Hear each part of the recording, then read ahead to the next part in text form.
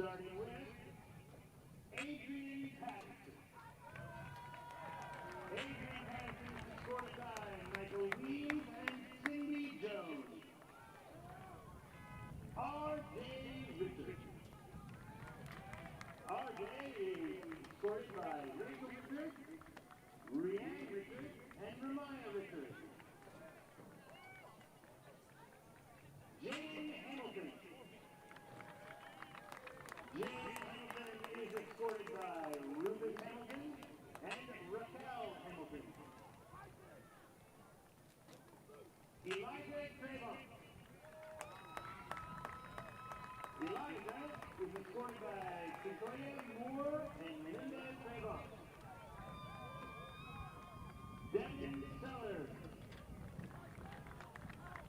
Devin is escorted by Anthony Calhoun, Paintbrush Calhoun, Larry Holland, and Tamara Holland. Caden Watson. Caden is escorted by Warren Watson and Kelly Watson. Chase Harris. Chase is escorted by Reggie Cooper and Vanessa Cooper.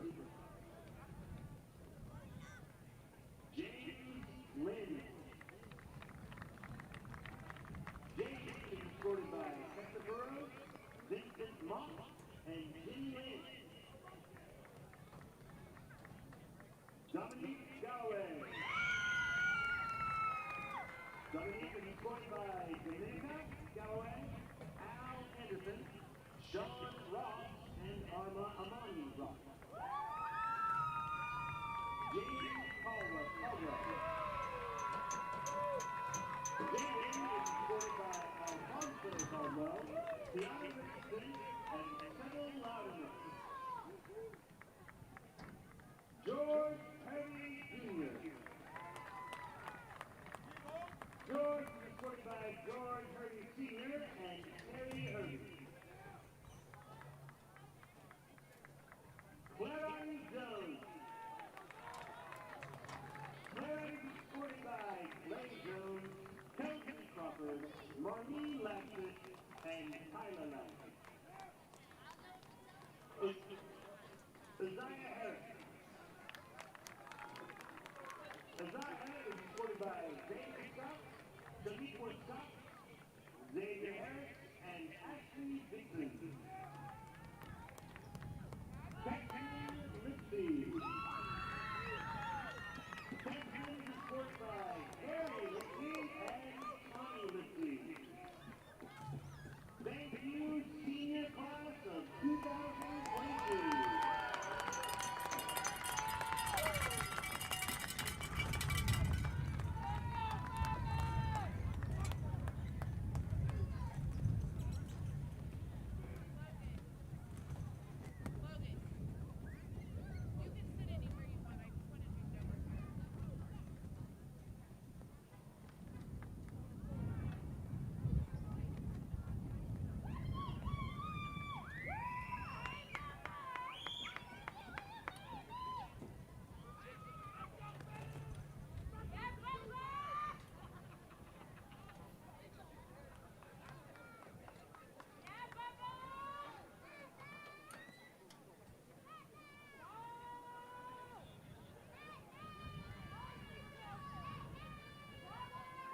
Thank you very much, senior parents. You are excused back to the stand.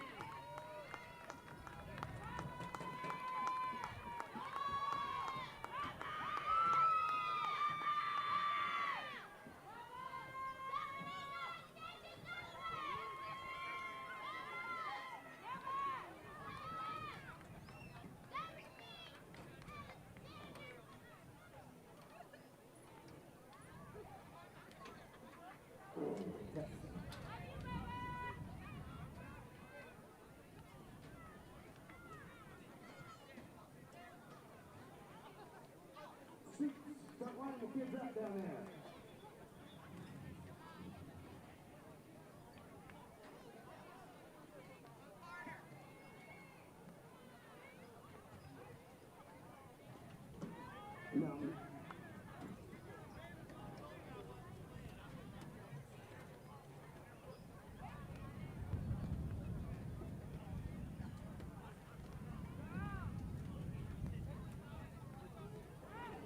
Ladies and gentlemen, we want to recognize the senior members of the Wichita Heights Marching Falcon Band. Please hold your applause until after all seniors have been out.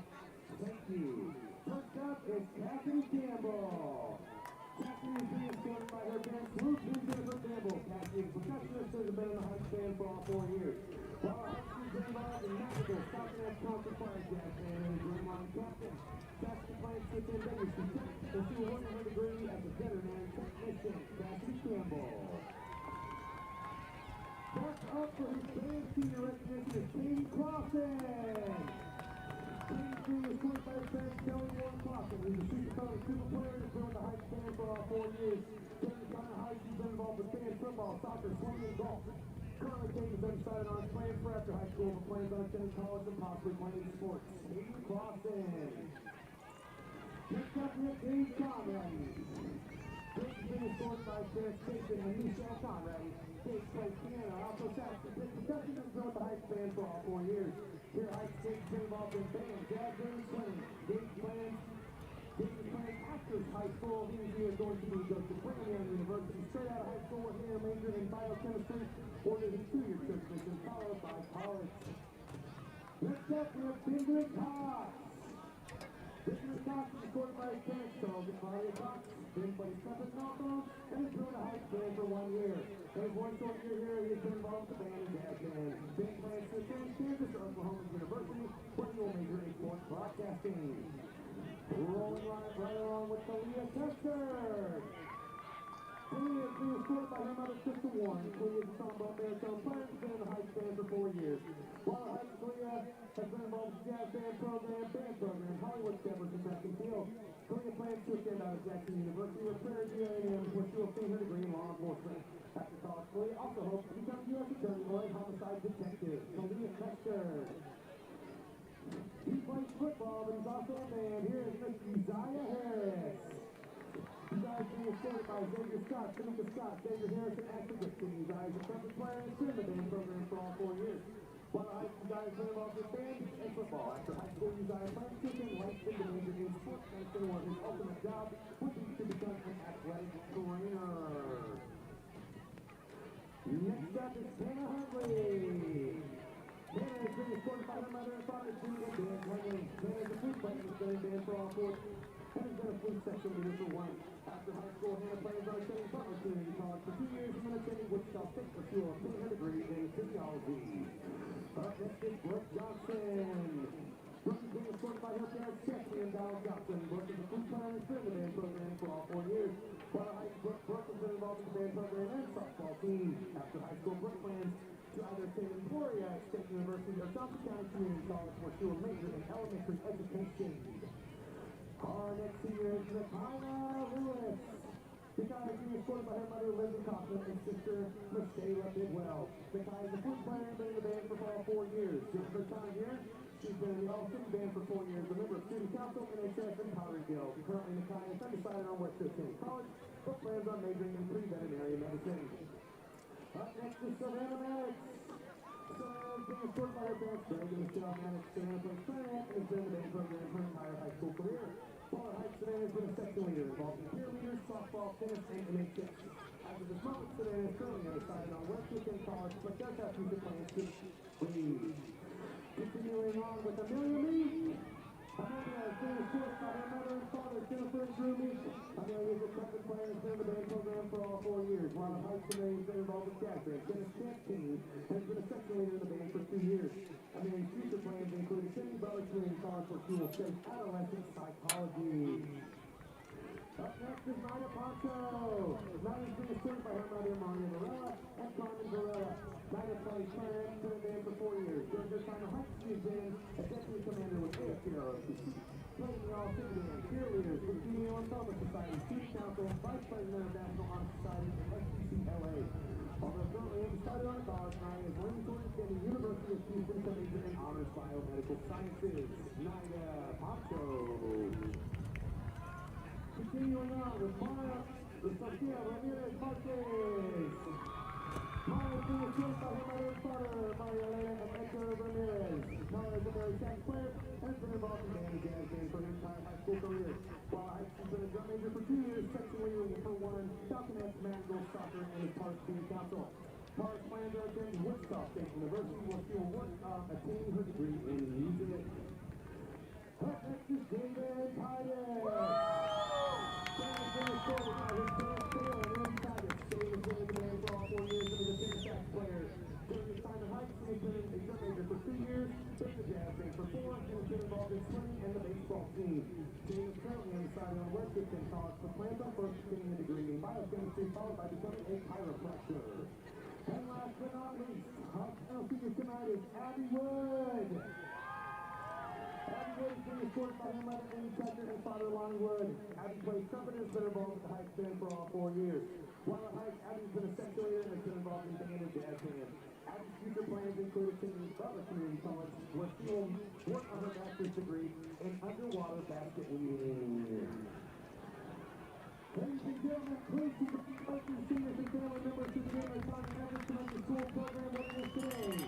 Thank you, seniors.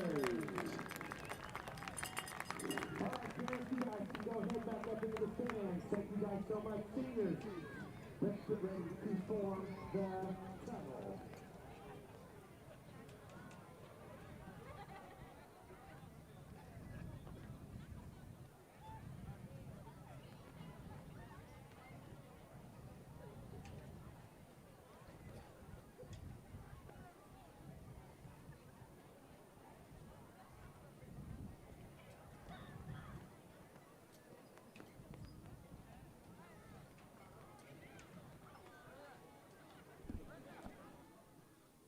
Ladies and gentlemen, welcome to Heights Football Stadium tonight. We've got the visiting Wichita Southeast Buffaloes and your Wichita Heights Falcons. I'm Mr. Kelly, the video production teacher. With me, Kyle Wood. You ready to go tonight, man? I am very ready to go, Coach. Kyle, first-time student doing this. He's excited. We got Nice Shay on our scoreboard. We got Derek running our camera. We got Adam running the camera and possible switching up between some camera views as well. We're getting ready to do the national anthem. The ROTC's coming out. Madrigals are coming out, but we've got we'll let the kind of go on the field here for a little bit. We'll come back with some stats and stuff like that, Kyle, and we'll get a little preview of the game once we do the national anthem. Sounds good. We'll be right back.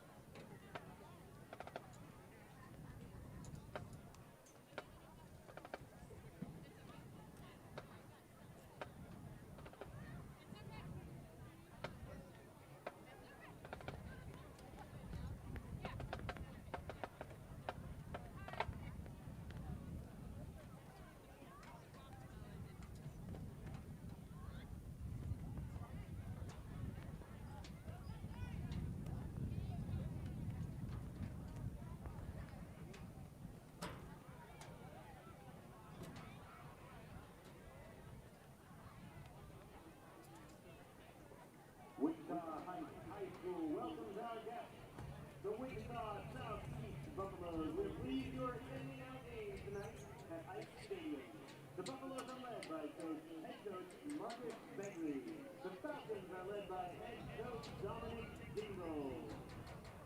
Ladies and gentlemen, at this time, we ask that you all rise and remove cover as we celebrate our great nation with her national anthem. Tonight's color guard feature is featuring Cadet Second Lieutenant Quincy MacArthur, Cadet Technical Sergeant Jonah Beck, Cadet Technical Sergeant Sierra Bush, and Cadet Technical Sergeant Landon Joyce. They are led by Major Shelley Harmon and Master Sergeant Eric Yeager, U.S. Air Force retired. Tonight, the national anthem will be performed by the Wichita Heights Falconets under the direction of Mr. Mark Walker.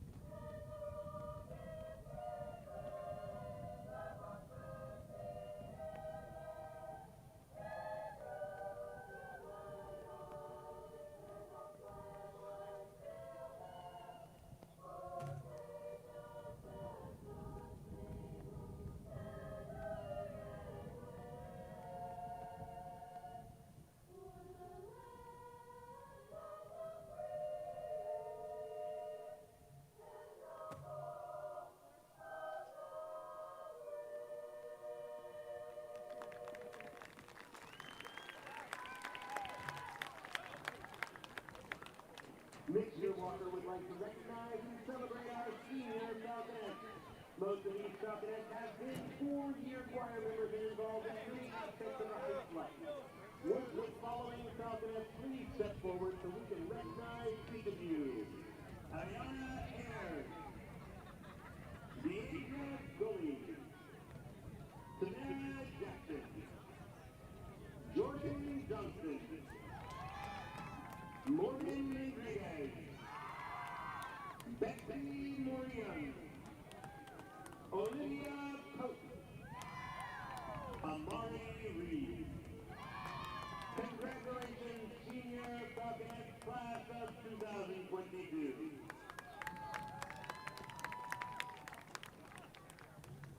In addition, we'd like to let you all know that tonight is junior high band night, so we have members of the Stucky Storm Band with our Heights marching band.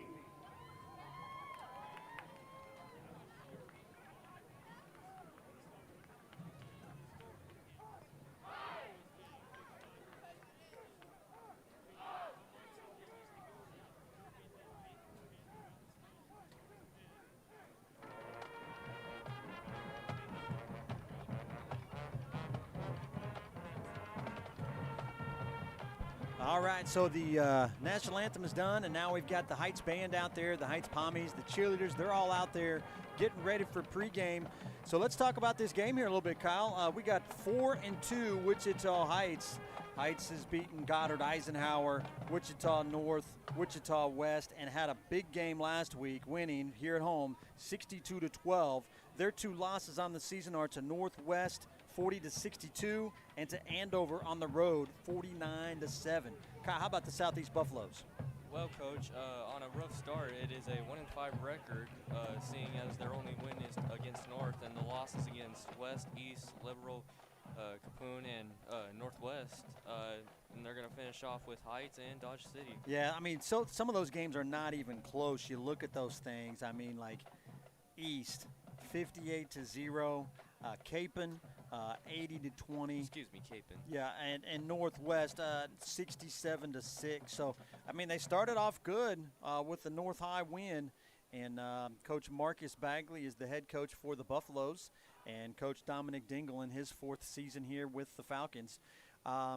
Now we've got one of the things about this game is kind of a special game for a lot of people for Heights and Southeast. I don't know if you guys know here in the press box the interesting fact about this game. Heights opened up in 1962, and every year they played Southeast.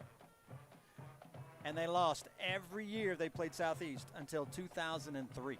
Let's see if they can turn that around. And then in 2003, Heights beat Southeast, and now Heights has not lost to Southeast since.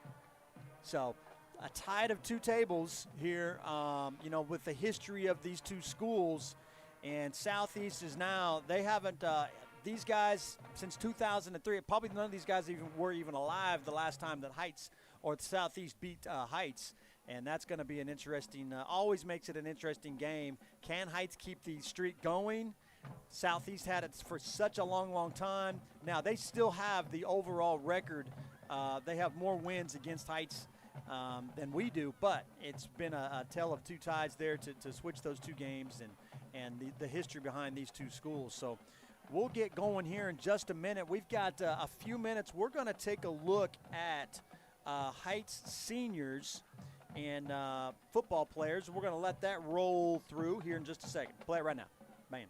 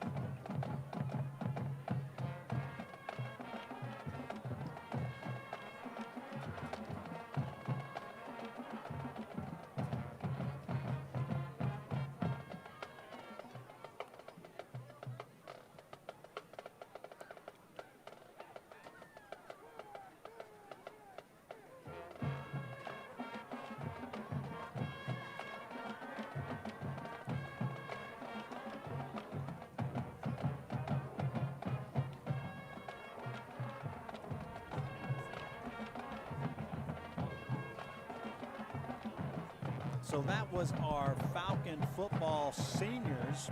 We've got a little bit more time. The Southeast Buffaloes, can we get a shot of the Southeast Buffaloes over there, somebody? Southeast Buffaloes over there in their yellow helmets, white jerseys, and red pants. Or red pants, what am I thinking? I'm looking at the red jerseys of Heights getting ready to come in. So yellow helmets, white jerseys, black pants for the Southeast Golden Buffaloes.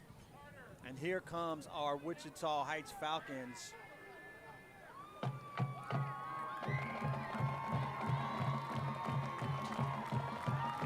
You get a close.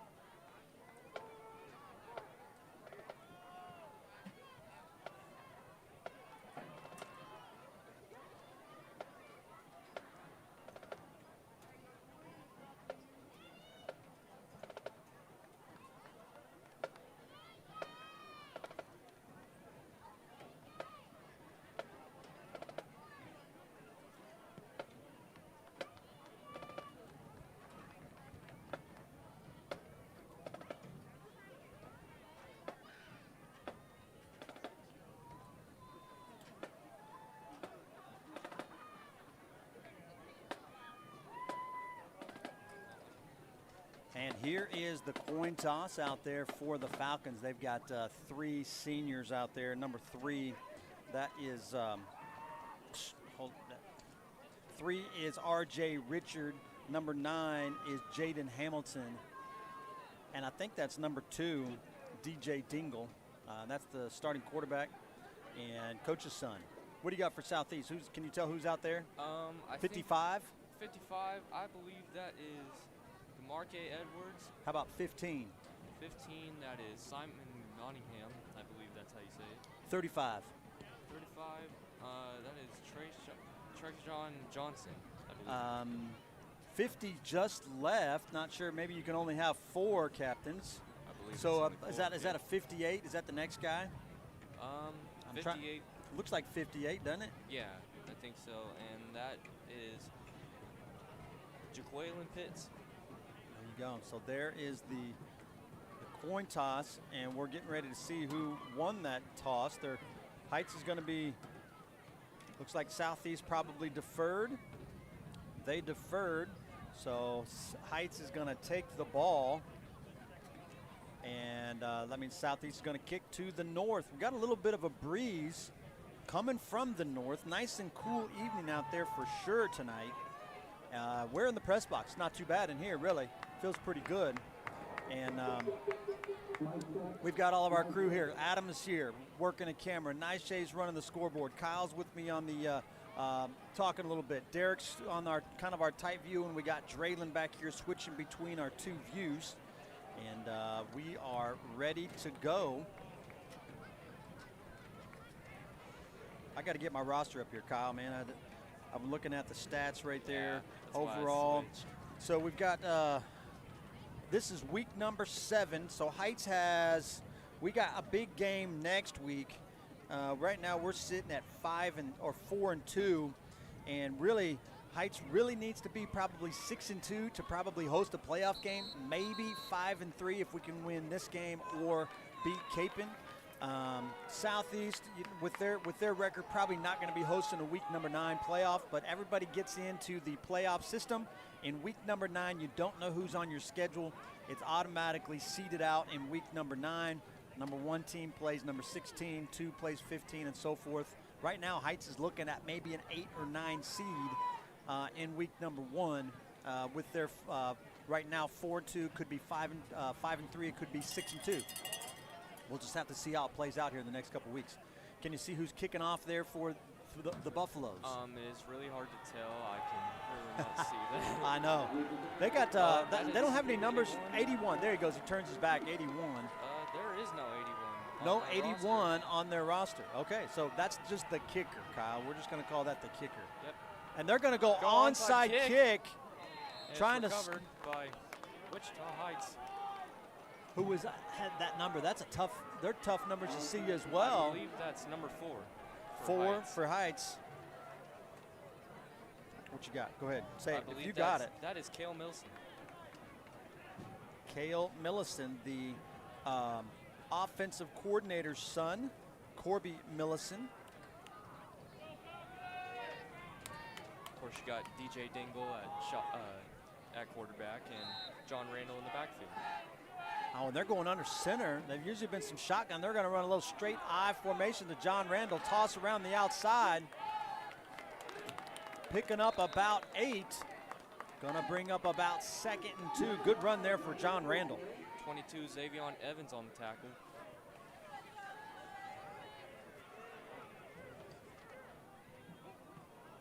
You don't usually see Heights too much under center. They did it a couple times last week against South. They really like to be in shotgun and throwing it around and letting DJ run a little bit.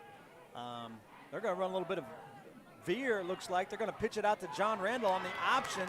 John Randall's going to make a guy miss and pick up about 15 yards for John Randall. And that is 51, Chris Castro on the tackle.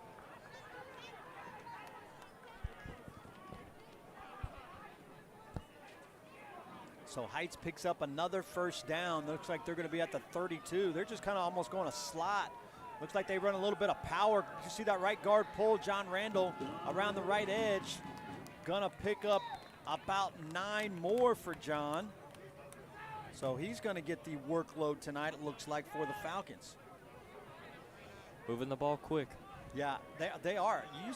Usually they're huddling up. I haven't seen them do this yet.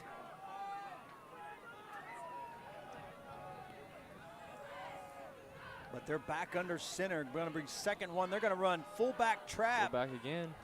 That's Cale Millison right up the middle for about 5-yard gain for him.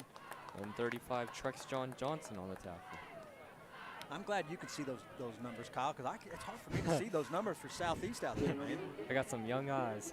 There you go. That's what it is right there, right? It's those young guys. I'm too old for this. See these things. I want my big screen TV and stuff. Gonna run a bootleg. Oh, and it's dropped. Wide open. That's Cale Milson. Yep. That was Cale Milson. There's a little counter boot action, and DJ put it right on him. It just went right through his hands. It was gonna be open. Look at this. Nobody's over there covering the flat. And that would have been a first down. First down, if not, touchdown, I think. Yeah. But it's going to bring up 2nd and 10. They're just going to run power right up the middle. John Randall's going to take it. Into the end zone. Touchdown. Going to get in the house for about an 18-yard run touchdown there for John Randall.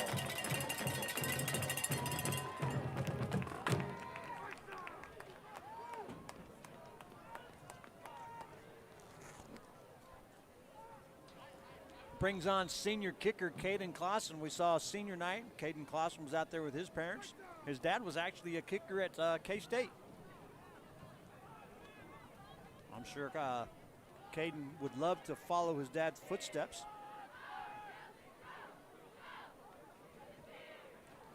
Snap, good hold. That is good. So Heights leads 7-0 here in the first quarter with 9:54 remaining. We'll just give me a shot of maybe the cheerleaders and pommies down there. We'll be right back.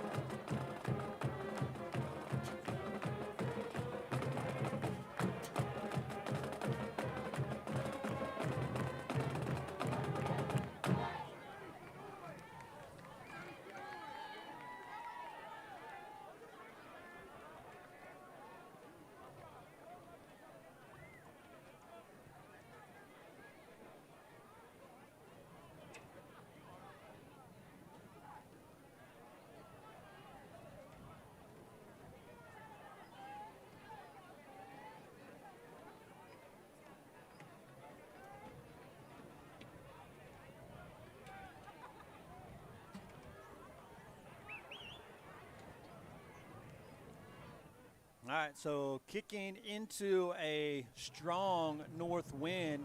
Caden Clausen kicking to the north. You got go ahead. You got two guys back. You got number 8, Chris Atkinson, and number 20, Marquand Coley. Well, I think Caden's going to kick. They're standing on the 15. I think Caden can probably kick it over their head. For sure. And they do. He makes them back up to about the 5-yard line. So they back up about 10 yards on that one. Yeah. Almost gets through. The ball and it's a fumble. Ball pops out. I think they're going to say it was down. Looks like they're going to. Are they going to put it back? Or did Southeast recover? I believe so. The offense is coming out. All right. So Southeast recovered, but I'm just trying to see if they're going to. Look, no, see, they're going to mark it back. No, they are going to say it was a fumble. But Southeast recovered right there on about the 26-yard line. Mm-hmm. And we got back number 12, Micah Fiskus. And in the backfield, number 3, Kanye Brown.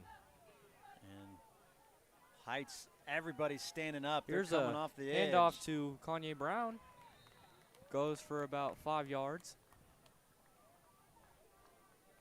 Tackled there for the Falcons, number 44, Jaden Caldwell. First one I saw down there. Jaden Caldwell, one of their senior leaders on the defensive line. He's a 6'2", 185-pound D lineman. And it's going to come up to about 2nd and 6. Yeah, they're just going to say about a 4-yard run, almost 5. But they're Southeast going to stay in that Twins look. It's another handoff to Brown.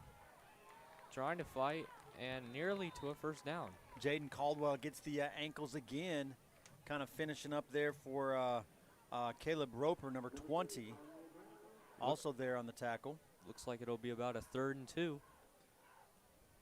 Heights would love to get off the field here early in this game if they could get a stop right here and force a punt. Setting up in a hurry, and they're going to reset the play clock. Looks like the play clock, something wrong with the play clock, the 40-second play clock.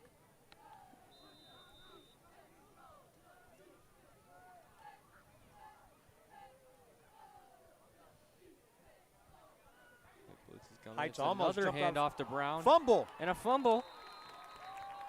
It's going to be recovered by Heights. Who was that, 32? 32, that is Dominic Galloway. There you go, Dominique. I see Dominique every day in the hallway coming down by my classroom. He's a good kid. He always says hi, Mr. Kelly. Good to see him get that fumble recovery. I mean, a great field position here for the Falcons as they're going to take over on about the 43-yard line. And like you said, Heights needed to get off the field, and that's exactly what they just did. Now Heights comes back on offense, and they're going to go gun and try to throw it around a little bit, and they're going to run a fade down here to R.J. Richard, and just DJ overthrows him a little bit for an incomplete pass, going to bring up 2nd and 10. I believe that's 8 in coverage. That would be Chris Atkinson. And Heights is just going to line up again and go at it again. A little bit of no huddle there. Offensive coordinator Corby Millison decided he was going to run it the first time, and now they're lining up in shotgun and see what they do here. They're just going to give a downhill read. DJ's going to keep it. Little RPO action. And completes it. Trying to figure out who, Kyle, can you see who he completes that pass to? That was, I believe, it was Chase Harris. Was it Chase? Okay. Chase Harris. And looks like they're going to say that's about 6 yards. Going to bring up about 3rd and 4 here for the Falcons. Man, if I'm them, I might line back up in I formation, run a little counter, a power or something. I was actually thinking the same thing here. They're just going to give it to him right there and give it to John right up the middle. Give what a little move. whoopsie move. Couple moves. Takes off, and he'll reach it. He's going to get in the end zone for a 37-yard touchdown run for John Randall. Just had a 18-yard touchdown run just a moment ago, and this time takes it 37 to the house. Wow, he had some heck of moves on that thing, man. He like stopped and started and made a couple guys miss. And here comes Caden Clausen back on for the extra point to try to make it 14. Great start for the Falcons. Wow, what a play. Snap, hold, kick is Looks good and is good. So with 7:58 here in the first quarter, Heights 14, Southeast 0.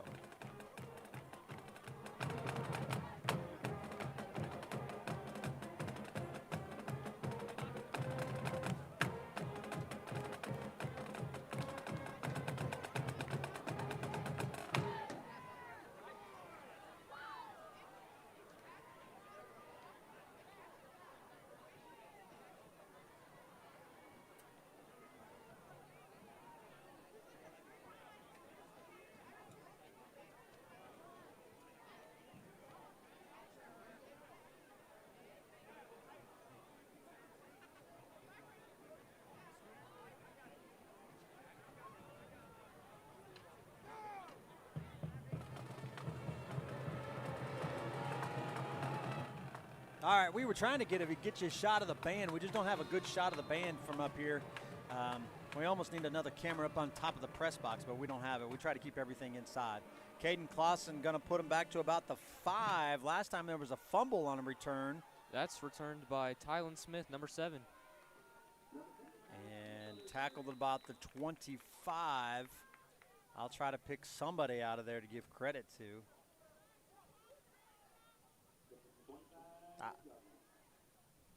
In the front, man, the jersey, I love the jerseys. It is just a little bit difficult to read the black with white trim on that red jersey. I can read a few of them, last week we had black jerseys with white numbers, really easy to read. It was just a lot easier. I can read the Southeast numbers pretty good from the back or the side. That's 34 Jaquin Padilla. Nice play right there for Adrian Patterson, number 1, coming up from his cornerback spot, making that tackle. Also a couple of extra guys there to help him out, but it was Adrian was the first one there. And that'll be a loss about 5. And that'll put him exactly on the 20-yard line. I almost thought possibly he might have got that horse collar. You know, he got his arm up there around the hand up there around the shoulder pads, but they didn't call it. So I must have just had some handful of jersey there for Adrian.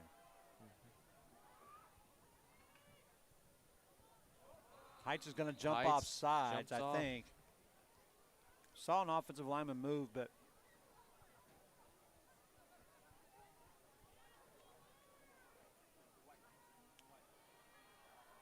looks like it could. Yep, and that'll move him up. And it looks like quarterback Micah Fiskus, freshman, going to the sideline for a play. Oh, there you go. Okay. Freshman. You don't see too many freshmen playing varsity on a Friday night. But yeah, I think that was Cale Millison that was on the defensive line at one of his linebacker spots. He usually plays linebacker. Almost looks like he's playing a little bit of D-line tonight. But he's lining up, standing up there on the edge, moving around, and he jumped off sides last time. It looks like here comes another blitz. Heights runs right into it. 34 again. That Jaquin Padilla loses some more yards. That's Dominique Galloway and who, number 22, Avante Scales. Both those guys were right there making a great play, and it's going to bring up 3rd and long. What, about 3rd and 20? Looks like about 3rd and 20 out there. Looks like it. Now what do you do? Well, that's always a tough call. You don't want to turn the ball over, but really, what else can you do? But maybe run a screen if you think Heights is going to blitz you again. Try to look for maybe a pass to the outside, something safe that you could maybe get 10 or 11 yards. And the left-handed quarterback is going to go deep, and it's incomplete. Pretty good throw. That was to number 20, Marquand Coley. Adrian, correction, that is Jaden Hamilton out there playing some cornerback. And he was right there on the play and brings up 4th and 20. Looks like Southeast is going to punt. And who was our punter there? 15, Simon Nottingham. And back deep for the Falcons, number 1, Adrian Patterson.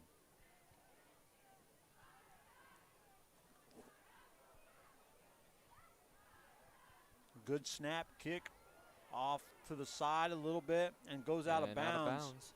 I don't know where they're going to call that. Looks like right at about the 45. We're going to say about the 43-yard line. Let's see what Heights does this time. Are they going to stay out there and run I formation, or are they going to go shotgun and spread it out a little bit and run a little RPO action? We'll see what happens. They're going to go like a double stack look on the outside. They got looks like a little 2x2. Yeah, 2x2 stacked up. Might look for which side has the better screen option. Even on the inside. They got 7. I mean, really, it's kind of manned up. You almost want to run something to the outside to some of those receivers, and there it is right there. Just got to be careful of the backwards pass. Wide receiver screen. And completion there, about a 13-yard gain. What do you got, Kyle?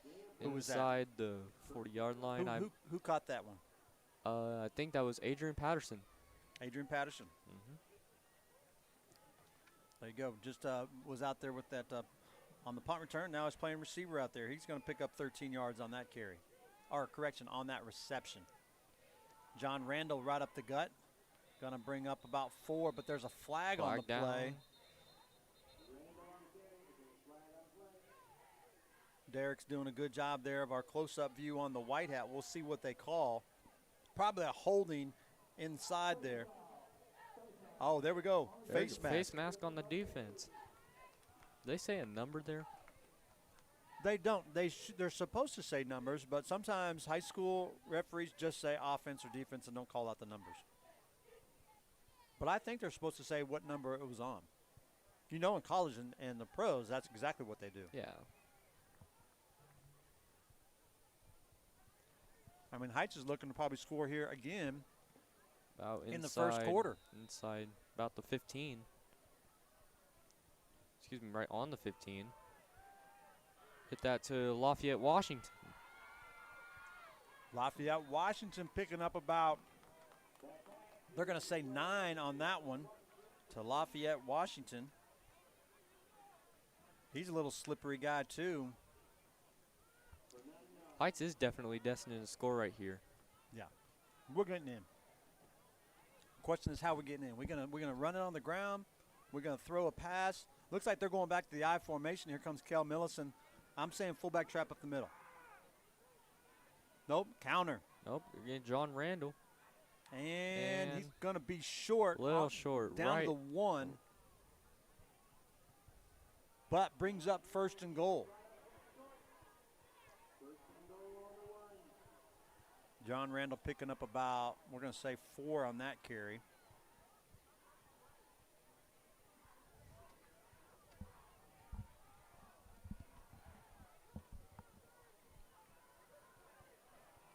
And they run a little bit of fullback or quarterback, almost looks like a midline there. And they just followed the fullback right up the middle. And that's DJ for a 1-yard touchdown. That is it.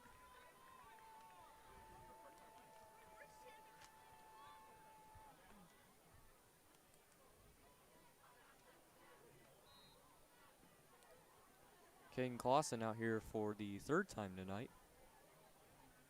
He's perfect so far. See if he can keep it going. He was like 7 for 7 last week, and then I think he finally missed one, but I think it was more of a bad snap more than anything. But that was a great hold. And he continues perfect on the night. And holding that is that Adrian Patterson, number 1? I believe Man, so. he just does it all. Back there on punts, playing a little bit of cornerback, playing receiver, and he's also the extra point holder. Doing everything out on the field. Talented kid right there if you can do all those things, that's for sure. Well, Heights scores again, 21-0. How much time we got left? We got 4:06 remaining here in the first quarter. We're still in the first quarter, and it's already 21-0. And we got the same people in the backfield. Remember, number 7, Tylen Smith, and number 20, Marquand Coley. Wind is still about the same, still gusting pretty good out of the north, coming right into the face of Caden Clausen there as he puts the ball down on the 40. And, I mean, I wouldn't mind the, last week we had the 50-point rule at halftime. We were up by 50 at half, 56-6 last week against South. And the whole second half, it was a running clock. And that was a fast football game. Caden Clausen kicking it down to about the 8-yard line. And that'll go to Coley this time. He slips a tackle and another. And he will be down inside the 20. Looks like about the 23, 24-yard line, somewhere right in there. We're going to say 23-yard line.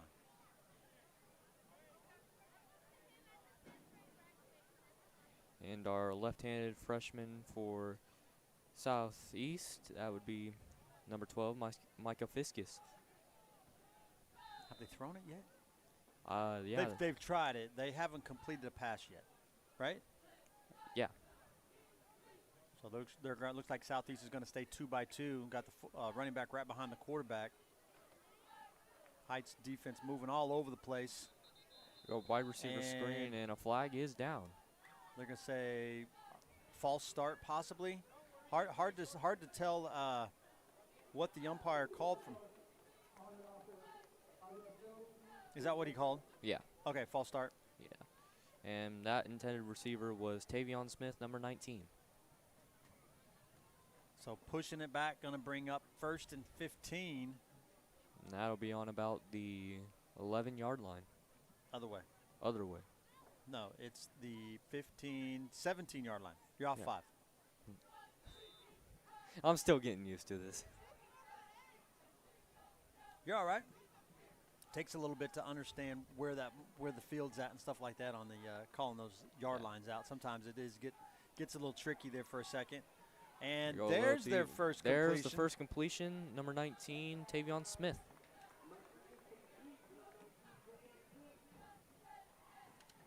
I think that's Jaden Hamilton there on the number 9. Jaden Hamilton with the tackle on that one for the Falcons. Now we are at 2nd and 5, so a gain about 10. I mean, that's what you want to do when you're backed up 3rd and 15. If you can just get a little, they almost run like a little hook curl pattern to that receiver, and they get it back. Now they're in good shape to try to pick up a first down. A great throw by the freshman quarterback. As he's going again, and Tavion Smith drops it. It's picked off. It was and then fumbled, and then recovered by Heights. It was a pick. That ball was batted everywhere. Yeah, it was batted everywhere, but I believe it was 22 with the pick. It was Avante Scales. That was Avante Scales with the pick. Or was it Dominique Galloway? 32. Could you tell? You're right. It was 22. 22, okay. And then he fumbled it, and then who come up with the recovery? Did you see it? I didn't see who got the recovery. I believe that was Dominic Galloway. That was 25? Number 7? Number 7. Jaden Okoro. Okay. Cameraman Derek was telling me I couldn't see who it was. They're going to go end around. That is, I believe that's R.J. Richard picking up. He picks up, where they at? Going to be close to a first down. They're going to give him a first down. Looks like they're going to give him first down. So R.J. Richard picking up his first carry of the night for 10 yards. And on the tackle was number 87, Quentin Webb. And Heights going right back to the no huddle. Getting really good with that no huddle offense. They're just Coach Jared is down there on the sideline. He's signaling it in, and then the quarterback relays it to everybody. Giving it to up the middle with Randall. John Randall. He's cutting it to the outside. He's going to break it. it. And he got it again. They're going to call it good. John Randall for 22 more yards for another touchdown. That's his 3rd touchdown of the night, and that was on the 22-yard line. Made another bunch of moves right there for Randall and just scoots it into the end zone. You saw right there, kind of reaches out with his left hand and got it in front of the pylon. That's a great shot there. And we switched it up with the camera with Draylon right there at the right time. And Derek, good shot right there on that close-up view to get that shot of John Randall scoring that touchdown. And that is another man with a future ahead of him. And he's just a junior. And he's a junior, yeah. Yeah, he's got another year of high school football. And, no, he's if he wants to play football at the next level, he does he has the opportunity to do that. Just got to take care of grades, do the right things in the classroom, the hallways. But football, man, he's there on the football field for sure. So with 2:20 remaining in the first quarter, Heights 28, Southeast 0.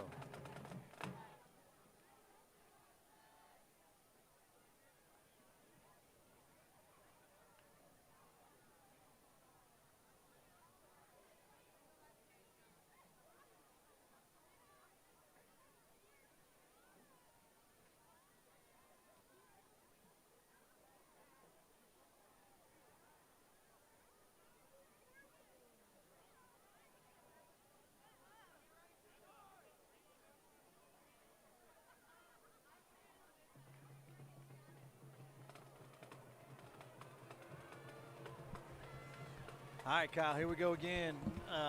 Seems like a broken record here. Caden Clausen kicking it to the north into a nice stiff win. This is the 4th time he's done that because Heights have scored on every possession. It's going to go right back to Marquand Coley. Breaks a couple tackles and inside the 25. Great tackle right there by number 30. That's Isaiah Yehuda right there on the the running back or the returner. He had a pretty good job of cutting through the first wave of the defense for the Falcons, and then Yehuda was right there to make the tackle. And looks like Southeast is going to start the this possession at the 26, just shy of the 26-yard line. They got to come up with something. Well, they've turned it over twice. They've had a fumble. They've had that pick, kind of a crazy little pick, but it happened. They just got to get some positive yards. And that handoff is to Kanye Brown.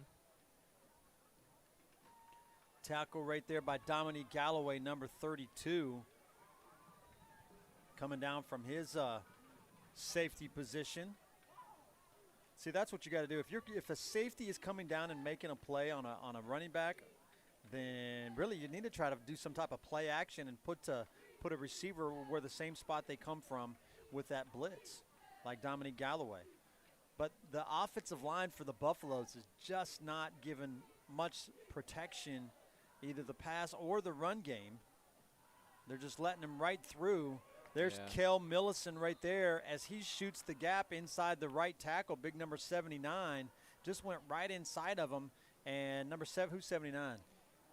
79 is Johnny Meja Matudier. There you go. Just couldn't get there. And Millison picks up that tackle, loses some yards, and looks like it's going to be 3rd and 11 for the Buffaloes. Still here in the first quarter. Line just now under a minute. It might be wise for the foul. Let's see what happens here. Going up They deep. got to throw it. And, oh, and my. picked off. Oh, my. That is picked off by, I believe. And a flag's down. Number 7. Number 7, that is Jaden Okoro. Jaden Okoro with the great play right there. I think it might have been a horse collar on the tackle. Yeah. Or possibly a face mask on the tackle right there.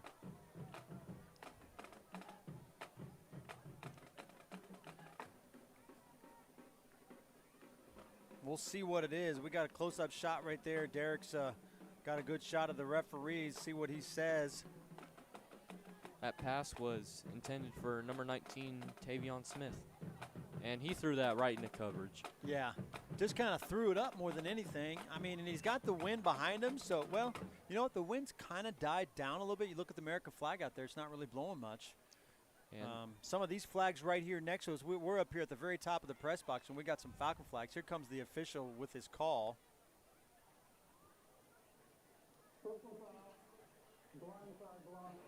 blindside block. Blindside block. Okay.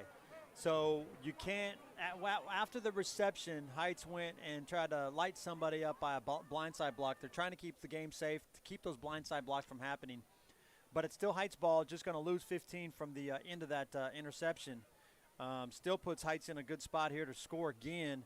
This, we got 40 seconds remaining. Unless we score right here, probably this might be the end of the first quarter of play. We'll see what happens here on this play, see what they're going to do. 40 seconds left. That is Chase Harris. Chase Harris breaks a tackle, gets about 2 on that one. They go to the short side of the field. And are they going to let the clock run out? Still going, yep. They'll probably, looks like they're going to try to run another snap. Really don't have to. Try to get off here before. Maybe they're going to get one play off. They're going to give it to Lafayette Washington right up the gut. He's going to make He's breaking a bunch of tackles. And he's going to pick up about 18 for Lafayette Washington, his first carry of the night. Had a reception earlier, and that's going to be the end of the first quarter. 1.8 seconds. As soon as they get the ball set, they'll restart it, and that'll be the end of the first quarter. So at the end of the first quarter, Heights up a bunch, Kyle, 28-0. As we go to a little break, we'll let's see, the band's playing, the Pommies are, no, they're not dancing. The cheerleaders are going. We'll get something down there for you. There we go. Let's get the cheerleaders down there.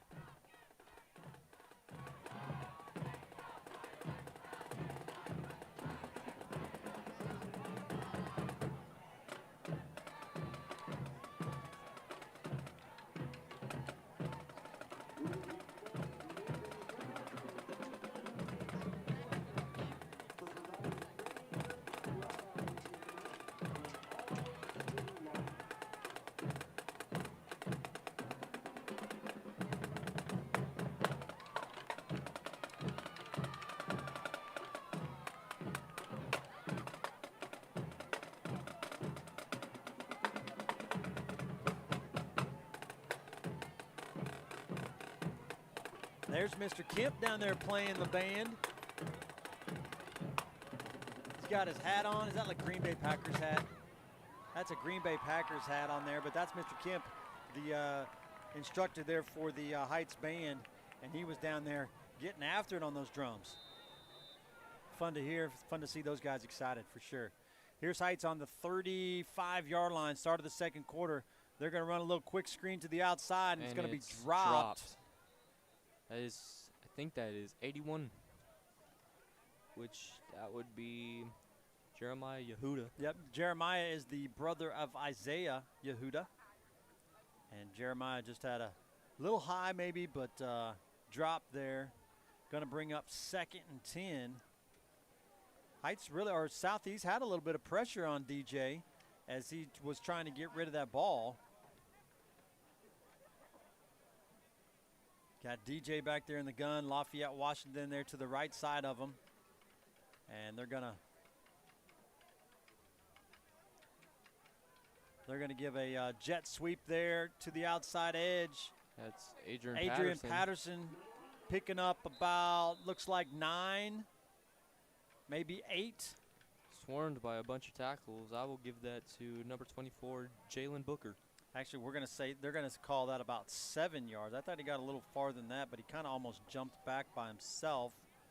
And so I've got 6 different carriers for the Falcons. They've really spread it around and trying to give it to a lot of guys tonight. Oh, and there's just a bad pass by DJ, but that's going to be a late hit on the quarterback by number 10. Number 10, that is Tamarius Nolan. Just a bad decision. That's roughing the passer. So that's a straight targeting call. And that's pretty clear. He grabbed him by his helmet, I think. Man, targeting, I thought in high school, are they not ejected? No, maybe they're not. There's no instant replay. But it is going to be a 15-yard. You know, in college, if you get the targeting call, they go to the booth and they get the instant replay and they determine is it targeting ejection or a targeting 15-yard penalty. Well, what would you think here, Coach? Would that be an ejection? No, I personally, I didn't see it. I just saw DJ. I saw the ball. I saw him release the ball, and my eyes followed the pass to see if it was a completion. I saw it was a bad pass, and then I looked back, and DJ's on the ground, and there was a Southeast guy, but I saw the referee throw his flag. I was like, oh, that's a rough. I knew exactly what it was. Here's DJ with the carry. He's trying to make everybody miss. Going to bring up. He's going to pick up, what, about 3 there on that carry. He had a 2-yard little quarterback sneak or quarterback follow earlier on the other end of the end zone or the other end of the field.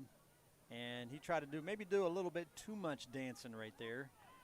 Only got a couple yards. 2nd and 8 for the Falcons. It's going to scramble a little bit. DJ got the edge. A lot of people miss. Going to be close to a first down. Looks like it's going to be a little short. DJ's going to pick up about 5 more on that one. Give that tackle to number 5, Anthony Verge. So 3rd and 2. Going to stay in the gun here. Thought maybe a kind of a short yardage. It's kind of third, long 2, almost maybe 3rd and 3. They're just going to give it to Randall. Oh, no, DJ's going to keep it. DJ is going to get swallowed up. And maybe a bad decision on him keeping that thing. And yeah, it's going to be 4th and about 8. And we're going to give that to number 51, Chris Castro, I believe. So that's like a negative 5-yard run here. Let's see what they come up now with 4th and 8. They don't send Caden Clausen on for the kick. They don't need any more points. They're just going to try to pick up this first down. And they're just going to give it to John Randall right up the middle. Actually. And he's going to get it. Is that Randall or Adrian Patterson? No, you have it. It's Randall. Is it Randall? Yeah. On 4th and 8. 4th and 8 from they were from the, what was he on? 13-yard line? Yeah, about the 13-yard line. So another touchdown for John Randall. That's his 4th touchdown of the night. He's had touchdown runs of 13, 22, 37, and 18. And Caden Clausen back on for another try.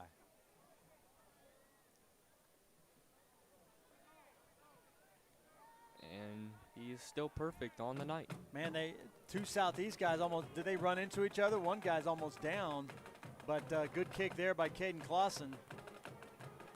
I think that whole Southeast defense was just everywhere.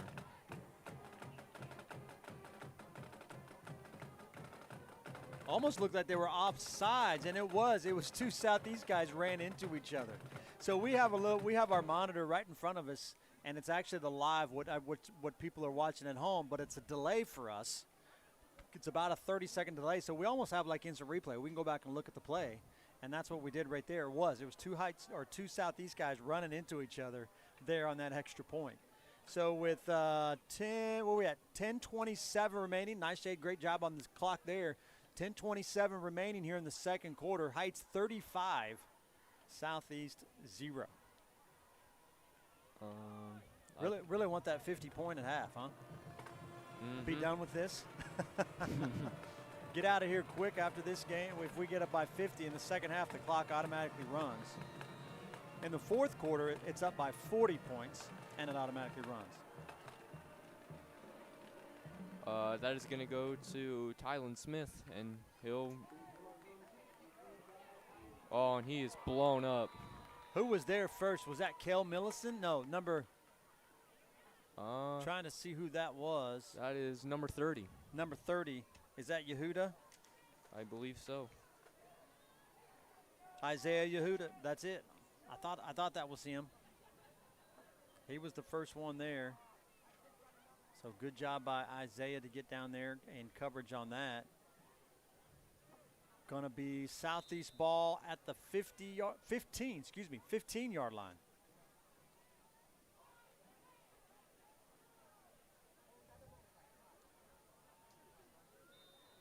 And we got here. I don't know. Referee stopped it for something. Play clock was going. As remember, your quarterback for Southeast is Micah Fiskus, the freshman, left-handed. Not sure what the issue is. Got to be something with the play clock. Got to be something with the play clock. See Dingle. Well, that's what happened. And so if it's something with the play clock, that the play clock person is not doing it right, he's probably telling the Coach Dingle to go talk to tell one of the coaches up here in the box to go talk to the play clock guy. I'm sure that's what it is. Couldn't be anything else.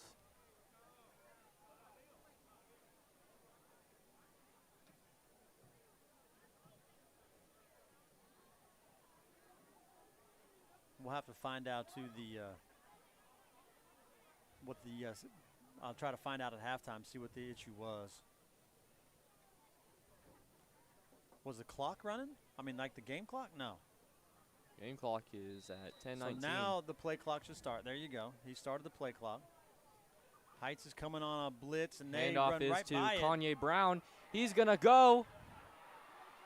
Can Adrian Patterson get him? Yes. Looks like a good pickup right there. Heights had the blitz on. Southeast had the right call right there. Really their first big play of the night for about 40 yards. What a run by Kanye Brown. Yeah, it was nice. Yeah, it was Jaden Hamilton, number 9, and then Yehuda, number 30, kind of finished him off right there. Patterson was the first guy there kind of slowing him down.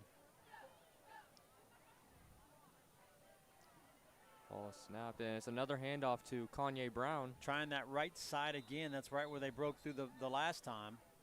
But Heights stops him for about a 2-yard gain.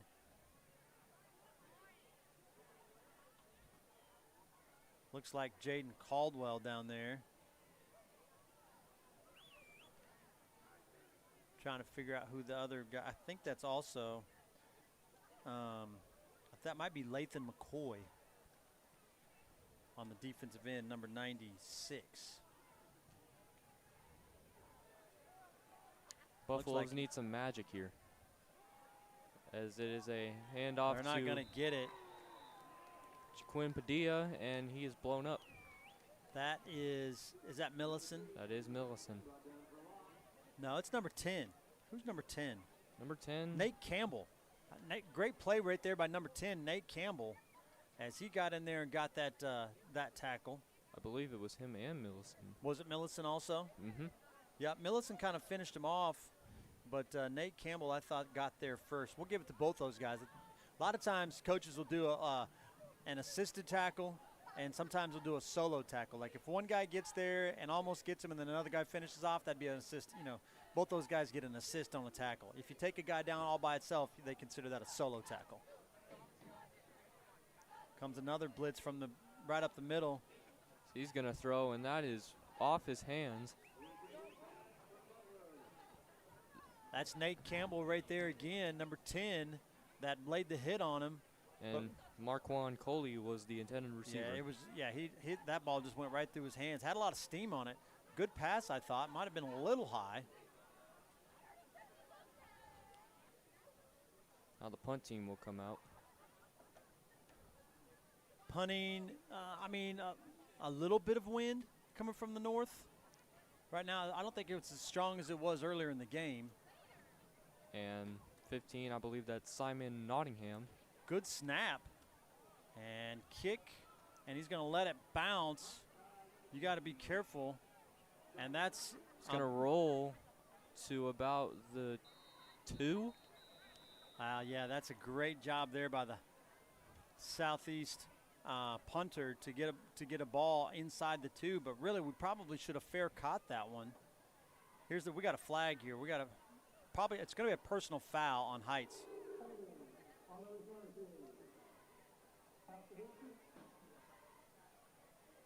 Half the distance of the goal, so they're going to be inside. They're going to be like on the 1 yard line because it was like at the 2, wasn't it? I believe so. So Heights is going to have to come out of their own end zone. I'm probably going I formation here. Let's see what Coach Millison does. Yep, that's what it's going to be. It's going to be 1 yard line. So Heights really has an opportunity here to, how about a 99-yard play right here? I believe so. If we can get John Randall the play. And yeah, but if John Randall's gone right here, that is a 99-yard touchdown. That might be a school record. I think we have I wonder what the school record for the longest touchdown run. Well, here's an opportunity right here for somebody.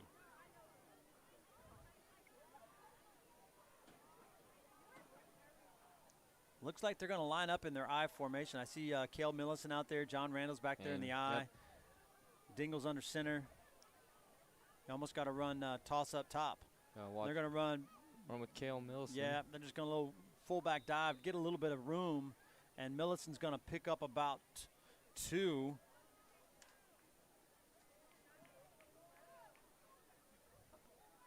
Bring up 2nd and 8. Long 8, probably closer to 2nd and 9.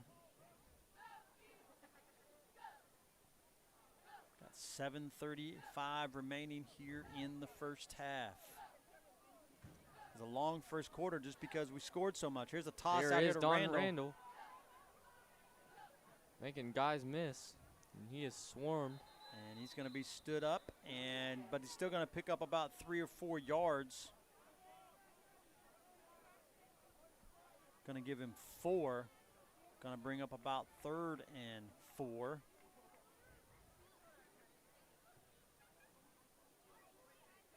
Thought he might have had a little room that he was going to break through a little bit, but didn't get there. Still in the I formation. Slot on the top side, receiver split out on the left. And they're going to run a little quarterback chasing bootleg Dingle, and just couldn't get it. Had a lot of pressure on Dingle, just didn't have enough time to get it away. And it's going to bring up 4th and 5. Heights going to go for it, or Heights going to punt it? You got to punt it when you're this deep in your own end zone. You got a good kicker, Caden Clausen, and only thing you really got to worry about is a good snap. Make sure that you don't snap that ball over the head of the kicker and let it go through the end zone for a safety. And that is really good for Southeast. Yeah, I believe this is our first punt of the game. So that's their first stop, and they did a good job of bringing the pressure there on that last quarterback counter. And here is Caden Clausen's first punt. He's also the kicker and the punter. And they're going to run fake right up the middle to R.J. Richard. He's going to put the – is it R.J.? I believe it is, and we got a flag down. Might have been a sideline warning, but that's R.J. Richard with the fake. Wow, what a call right there by Coach Dingle and his coaching staff right there to make that call. Fake punt from their own 7-yard line. I'm not sure what the call is. Only thing I didn't see anything on the tackle. Did you? I did not. Sideline warning. Yep. So the sideline really starts to run forward a little bit, and the referee probably ran into somebody on the sideline, and that's what caused the sideline warning. A lot of time it's just a warning and not a – yeah, it's not really a penalty the first time it happens. It's always a penalty the second time. That's what we call the sideline warning. As now Southeast calls a timeout.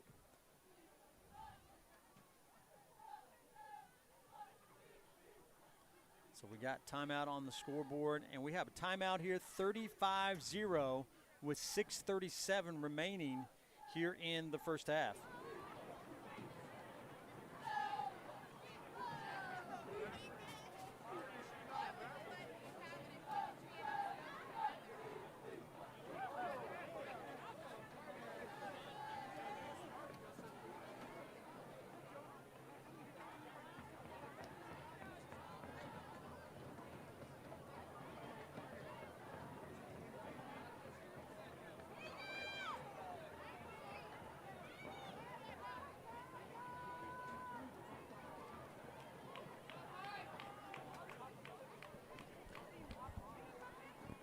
All right, Kyle. Well, Heights has another opportunity. I don't know what Southeast needed, a little timeout right there just to cool their guys' jets a little bit from getting too, down on themselves for being down 35-0. But Southeast has not. I mean, Heights has really just played really well, and they've had all the opportunities. They're going to go deep over the middle, and maybe a down? PI, but no flag. No flag. That was number 10, Tamarius Nolan in coverage. And I think he was trying to get that to Lafayette, Washington, up the seam. They're going to bring up, but an incomplete pass there for DJ Dingle. And I definitely would have called a flag on that. Kind of looked like it, but sometimes when one team's up 35-0, you really don't try not to call too much. I don't know. Maybe you do. They're just going to give it right back to John. Nope, DJ's going to keep it. Going to keep it himself. And he's going to cut up the middle. Got to be careful from getting caught from behind. He is going to go down right at about the 10-yard line. Nice little tackle. That's number 11, Carlos Porter. Great job by DJ Dingle. And how far was that? Where were we at? About the 45? I believe so, about okay. 45. So that would be about 45 yards. 45 we're going to say 45 yards on that carry. And DJ's going to go again. Keep it again. He's got to be careful. He's kind of been banged up with an ankle injury, and just got to be careful that he doesn't get hurt. And he's down right now. We'll give that to number 9, Tayton Enenfield. And there's his ankle. I was just talking about I just said he's been banged up by an ankle. And they're running them a little bit. You try not to think of those things. He was in a boot early in the week trying to protect that ankle from getting injured. And there you go. All of a sudden he jumped up. He was in a little bit of pain, but he's like, you're not carrying me off this field. I don't know if his dad said something to him. Here comes his dad. His dad was out there talking to him and probably just got it twisted up a little bit. And here comes, I believe that is the backup quarterback, number 15. Backup quarterback? Yeah, you got to take. Well, because they stopped the game, DJ has to come out of the game for a little bit. That's Isaac Flores. He's a 5'10", 140-pound sophomore. Really, if I'm the offensive coordinator, this is exactly what I do. Can he take a snap? Most of the time you can take a snap from under center. Just hand it off. Hand it off to John, hand it off to Millicent. and that's what they're going to do. They're going to run a little power there with John Randall. He's going to pick up about 5 yards, 4 yards there for John Randall. And DJ is coming back in. And keeping him off the field. Look at that. He's limping a little bit. Good job there by the backup quarterback just to take a snap and hand it off. And Heights is looking to get another touchdown here. 5:28 remaining. Another counter. Oh, and a face mask. Wow. That is a clear call. Did you see that? I mean, he just literally swung him all the way back around.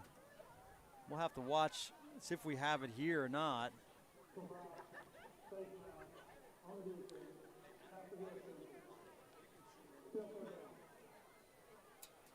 Yeah, there it is. That is a clear call. You can see him turn around and get yanked. Yeah, that's scary, man. If you're going through there and all of a sudden you get yanked by the helmet and turn you all the way around. John did a good job right there not getting angry and not getting after somebody for doing that. I mean, that's kind of, you know. It happens, you know. But John lined back up there in the eye. I don't know if they're short somebody or they're looking at the sideline. Which way are we going here? They're going to go toss to the field. They're going to go Corby Millison. DJ Dingle keeps it on the quarterback keeper right up the gut. And 2-yard touchdown run again for DJ Dingle. That's his second touchdown of the night. And Heights leads 41-0. Looking to get the extra point as well from Caden Clausen. He's been perfect on the night, looking for one more. DJ looked pretty good on that run. Didn't look like he was limping too much, but he was limping a little bit when he was coming off. Oh, I think he missed it. Did he? Oh, he good. got it. It was low and to the left, but it was good enough. Got it in there. So Heights leads 42-0. 4:56 remaining in the first half. Okay, I don't know what Southeast can do. I mean, I think they made us punt one time, but we didn't punt. We ran a fake punt. Yeah. They've had a couple turnovers. Really, their defense has not been able to stop us. I don't think no one's been on point today. And they really need to score desperately. Here's a good opportunity right here. They had a pretty close one last time, almost broke it. They kind of broke through the first wave, and then the second wave stomped them. This is how you get back into a game when you're down like this, 42-0. Can Southeast get a return here and try to spark a little bit of life into their team and their sideline and their crowd? Not much of a crowd over there. I kind of like our crowd. We've got a pretty decent crowd here tonight. And Caden Clausen going deep right at about the 4-yard line. And that is Marquand Coley. As he breaks a couple tackles and stood up. And Nate Campbell was, again, probably one of the first guys down there. Didn't make the tackle, but he was down there pretty close. Probably give that tackle right there to James Lynn. I think James Lynn, number 24, actually kind of finished him off down there. And Southeast is going to take over at, where are they at here? 22, nope. That's the 17-yard line. I'm looking at the yard marker over there. So it's going to be 17-yard line, 1st and 10 for the Buffaloes. I don't think they gotten even near the end zone. Not really any big plays either. Well, that one, they had that one long run. Yeah, and that was one about run it by Kanye Brown. Yep. This looks like there's some confusion on what's going here. They got 8 seconds to snap the ball, and not sure they know who's getting the ball here or. Nope, they're going to give it there, but nobody blocking up front. And that is Kanye Brown. Something's got to give here. Nate Campbell was right there again on the tackle. And number 22, Avante Scales, was also back there in the backfield. Bring up about a 2-yard loss right there. Going to bring up about 2nd and 12.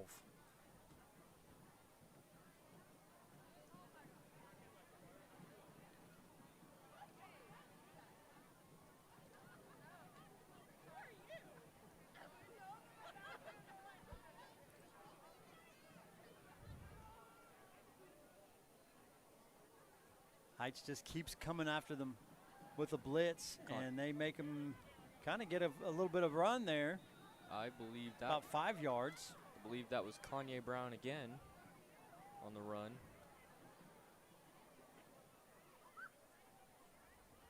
Down there on the bottom of that tackle, getting up for the Falcons, number 44, Jaden Caldwell. On that tackle, brings up about 3rd and about 6, 3rd and 7 for the Buffaloes. See if Heights still brings her pressure. They got 3 down linemen. A lot of times they don't have even any down linemen. A lot of times they'll just stand up and run all over the place and then come. Here comes another blitz, little inside, and he drops it. Oh. Had an opportunity there for a first down. Number 19, Tavion Smith. Man, just went right through his hands. And that should have been an easy catch. Now it'll be 4th down, and they will bring out the punt Looks like team. they're going to bring out the punt team.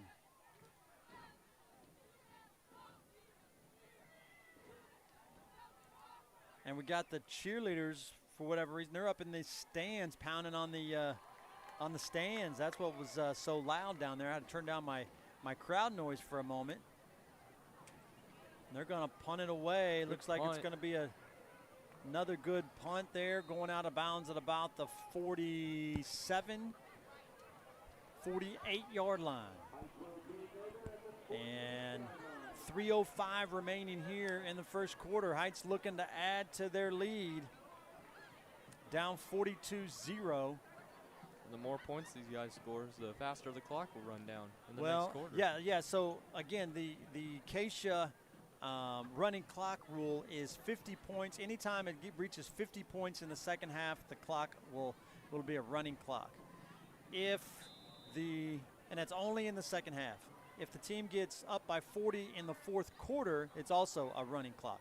So we're looking at 50 points here, but here's a sack. That is Tamarius Nolan. And DJ Dingle goes down for about a 7-yard loss. He's getting up kind of slow. Looks like he's got some tape on that right ankle. He had all white shoes. Now I see some black tape on his ankle down there. And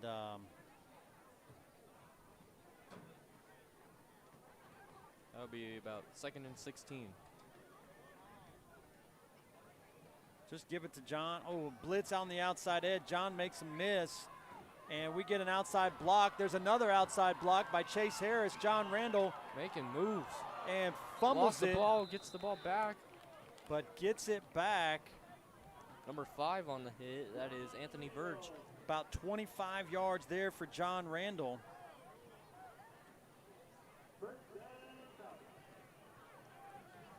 Enough for the first down.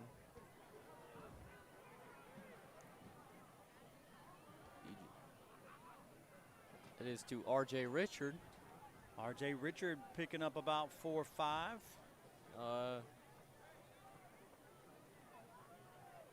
That is number 22 on tackle, Xavion Evans.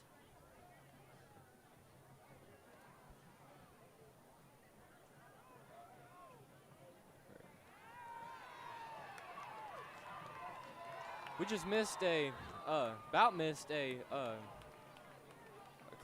was a completion. Gets all the way down to about the 3-yard line here with about 1:33 remaining. Kyle, you got Chase the rest of Harris. half. I got to go play music for the halftime performance. I got you.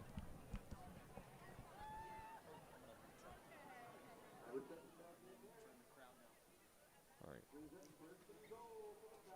We got John Randall in the backfield. And he's going to hand it off to John Randall up the middle for about a 2-yard touchdown.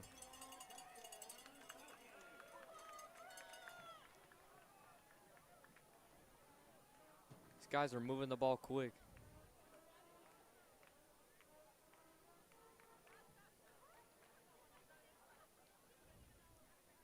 That brings up their lead to about 48-0.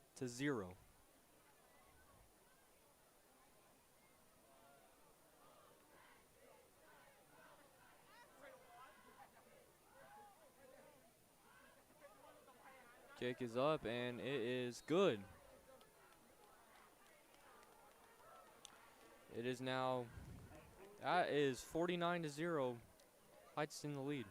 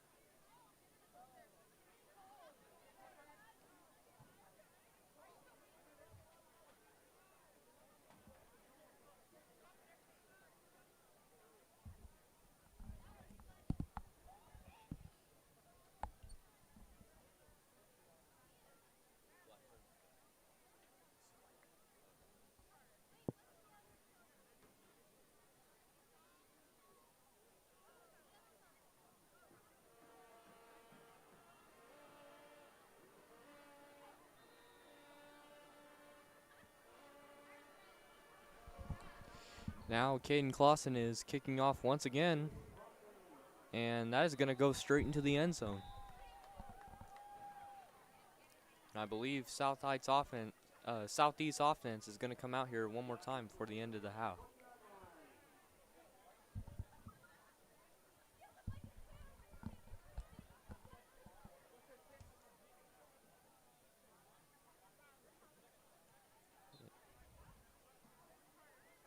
Threw a flag. Not sure what the call is here.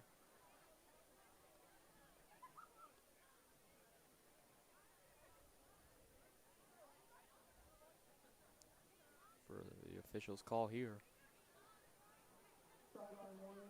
And it is a sideline warning on Southeast.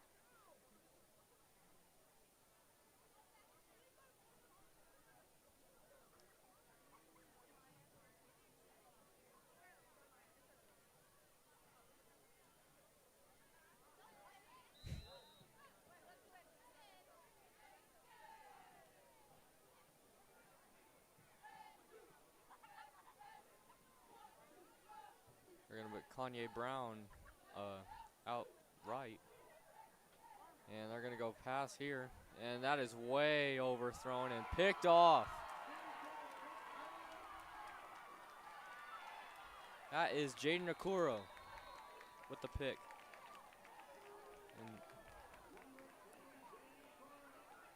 And that just gave Heights ball right back.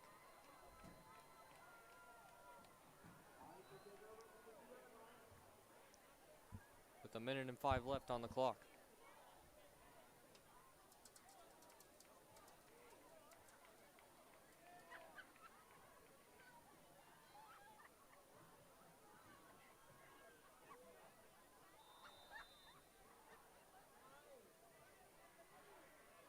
And now Heights offense out here once again. Dingle's gonna set up to pass. He's going deep, and that is in a crowd. And it is caught. That is Adrian Patterson.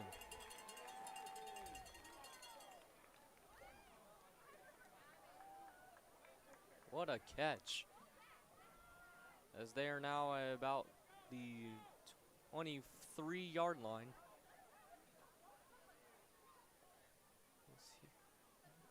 It's a pass now to Lafayette, Washington. He is smothered. And there is a flag down.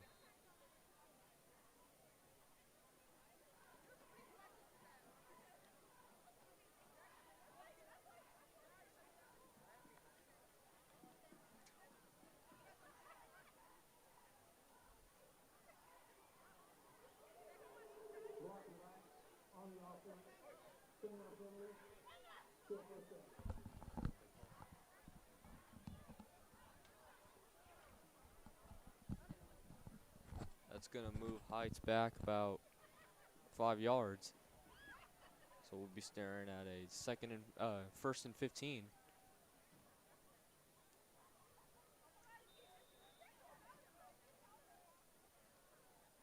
.41 seconds left on the clock. Dingle's going to look to throw, and it is short. Chase Harris is the intended receiver. And number 24, Jalen Booker in coverage.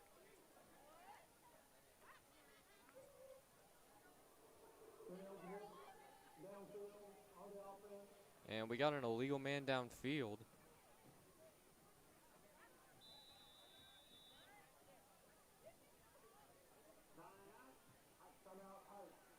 And now we got a timeout for Heights.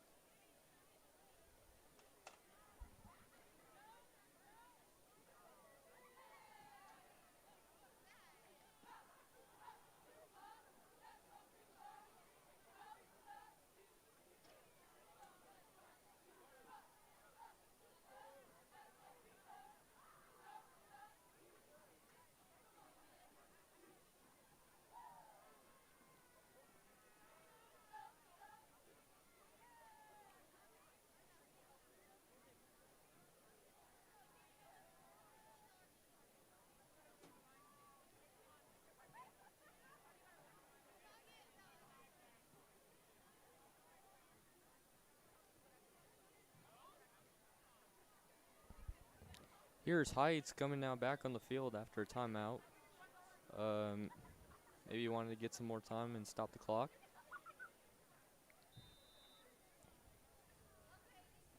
Play clock is running. 34 seconds left. And DJ is going to throw, and it is batted back, and we're going to say it's incomplete with a flag down.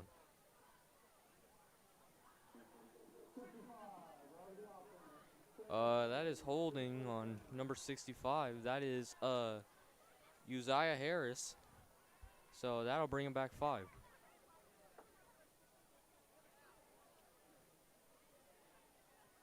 Excuse me, that'll bring him back 10.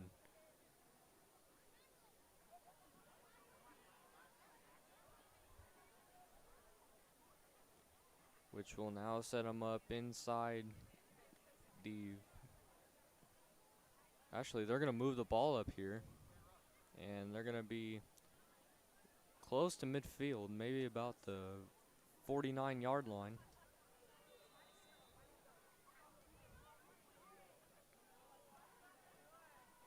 As it is a handoff to Randall, and he is swallowed up.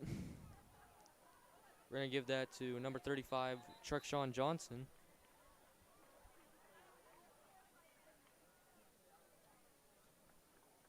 I believe a timeout is called by Heights.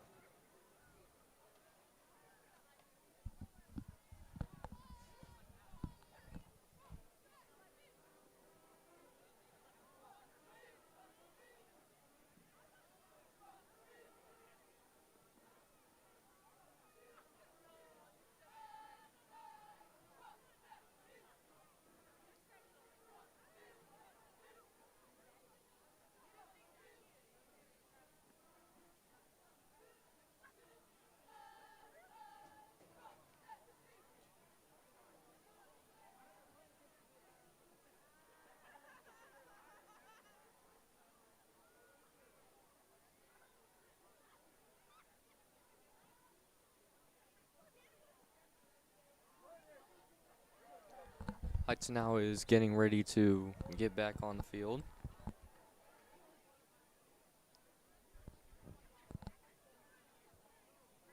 Dingle is going to set up to throw again.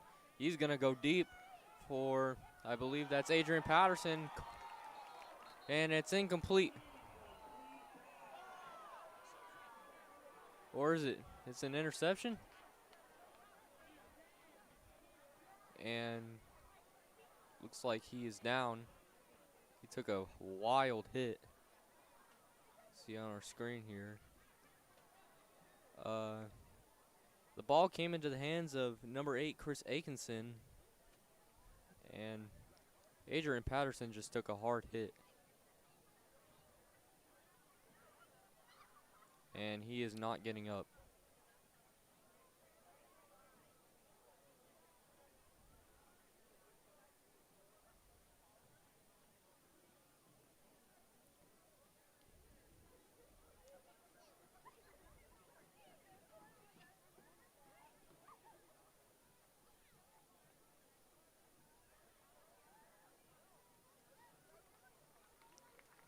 see Southeast defense, and Adrian Patterson is getting up. And you still see Southeast defense still on the field. So I believe they have ruled it incomplete. And it'll be with 12 seconds on the clock.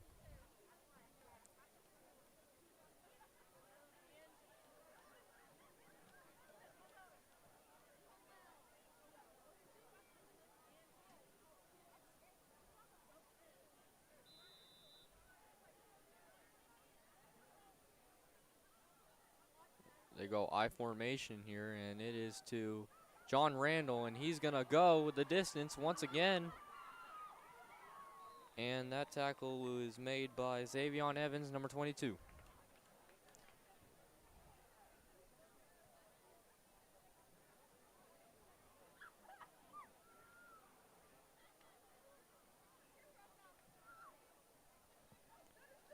That'll move us with 3 seconds.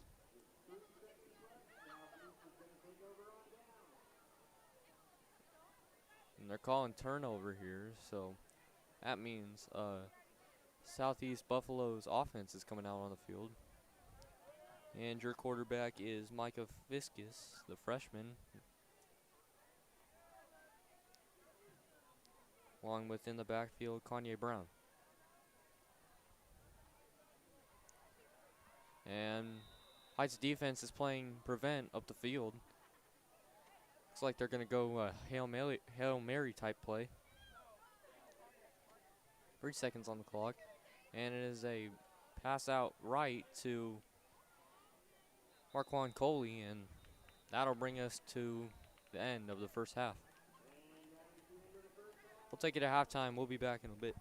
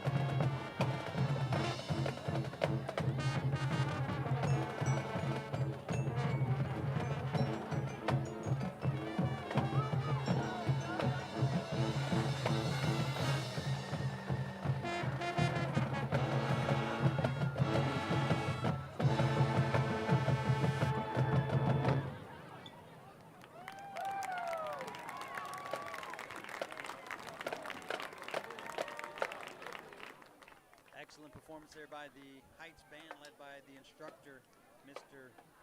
Kemp. Right now we're going to take a look at some highlights from last week's games.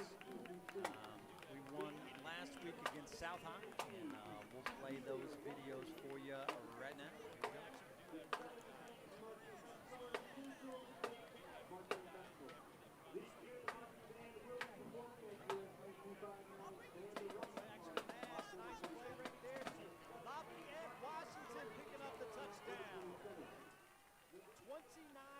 Touchdown pass from DJ Dingle to Lafayette, Washington.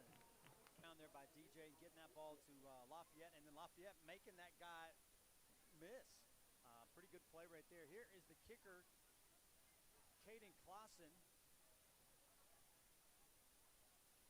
This is his senior year. He's actually been a kicker for the Heights Falcons for 4 years.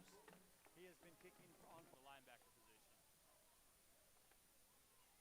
Little quick slam, but it's picked off. Is it picked? It is picked by number 13 right there. That's Elijah Tresvant. That was a pretty good little play right there. Was it tipped? I couldn't tell if it was tipped or not. Heights still going to stay with that formation going trips, and they're just going to run a little play action pass. Post right up the middle. Again, that good fake and the South High's respect for the running game and John Randall. That was a 35-yard touchdown pass to Chase Harris. From the safeties came up, left a gap for the receiver to score. Well, you know, it's a pretty good design. Hopefully, I mean, designed out good by the offensive. Going to give it right back to John. He's going to try to get in there, and he's going to muscle his way in there for a 5-yard touchdown for John Randall. Not extra point. He made it, though, just in time.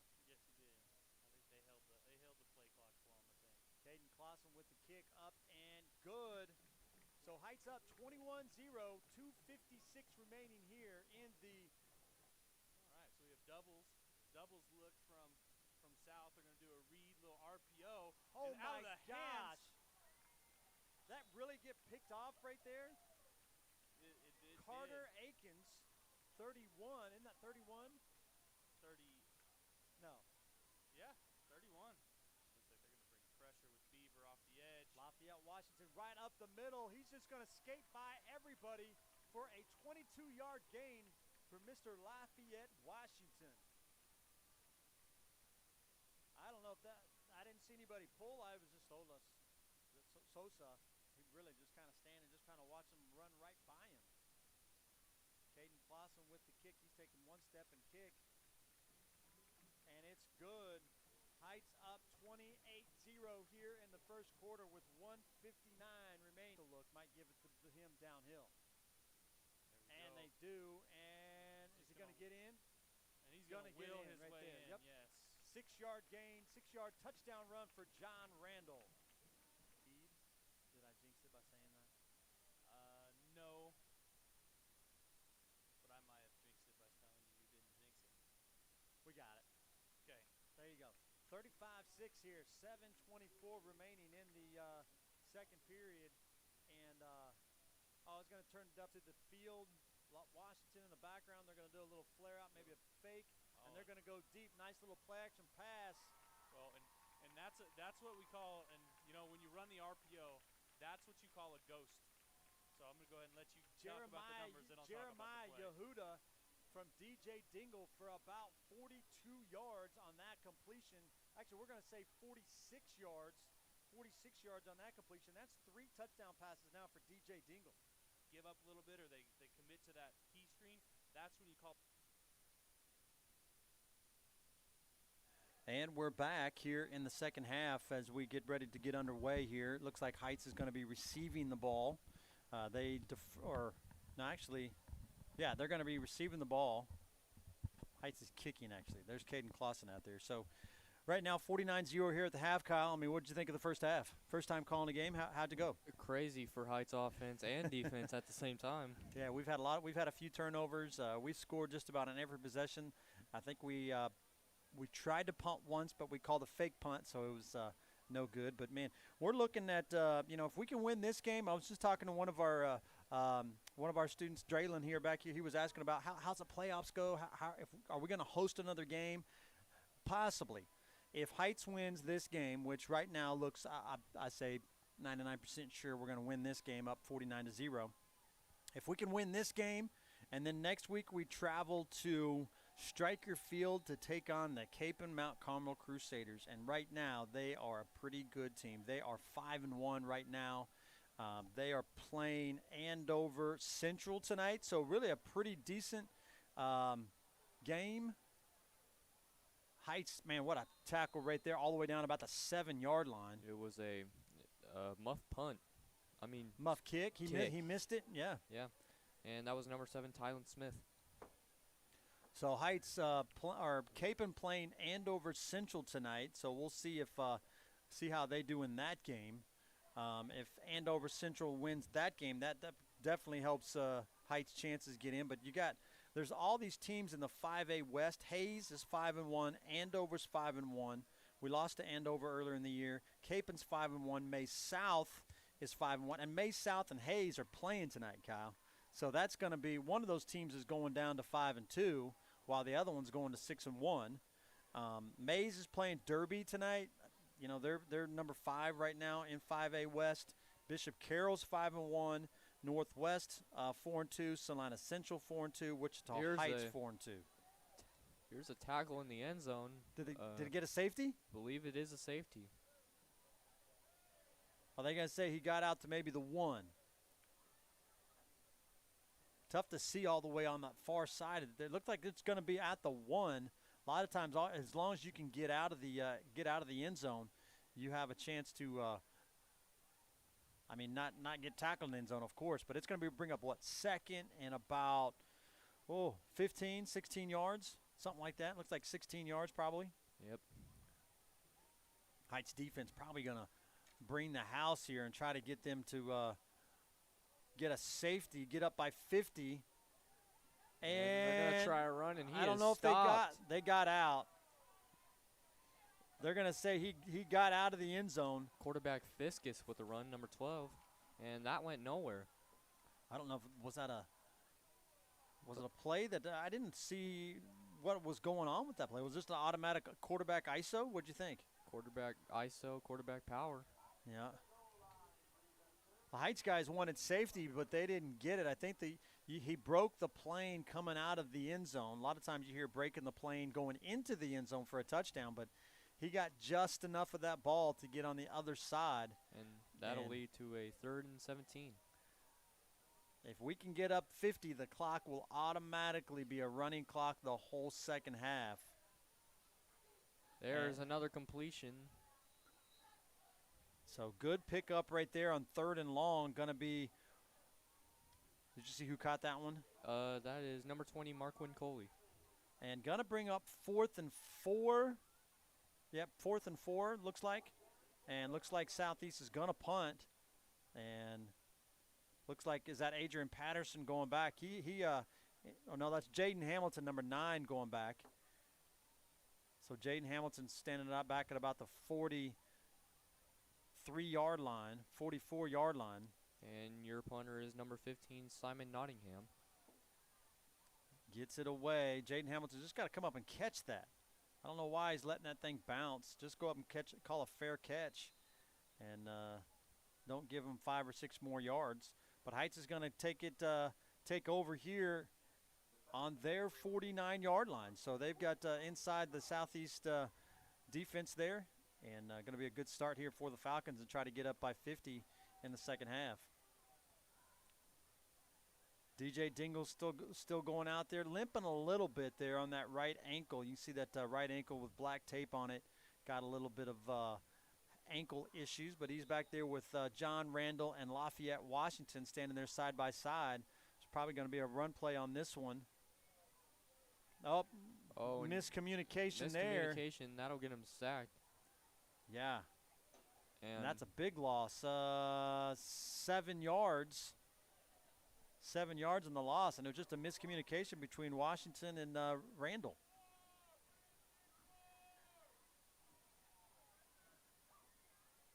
The last series, you were over here all by yourself for a long time, Kyle. I thought that half was going to go fast, but the last minute and 30 took forever, didn't it? I did, definitely. There was a lot of different penalties. Backwards pass here to John Randall as they get it on the sweep.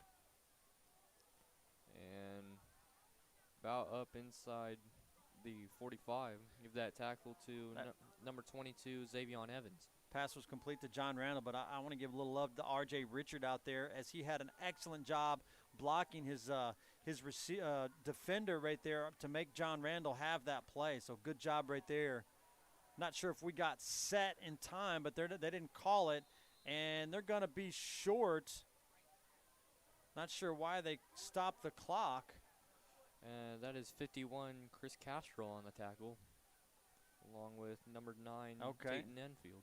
The one referee stopped it, and the other one's like, why did it stop? I'm not sure, but they wind it, and it's going to be 4th and 1, and they're going to go under center. Here comes Cale Millison in. Toss left up here. There's toss left. Cale Millison, John Randall just has the speed to get to the edge, and it's going to be a hold. Flag is down. Yeah. I believe it's going to be a hold or a block on the back. Possibly it's going to come back. And that is 42 on the tackle. That is Cervante Williams. Now, Chase Harris, I believe it's going to be, they're going to call it on Chase Harris. That might be 10 yards from the spot of the foul, which will still bring up.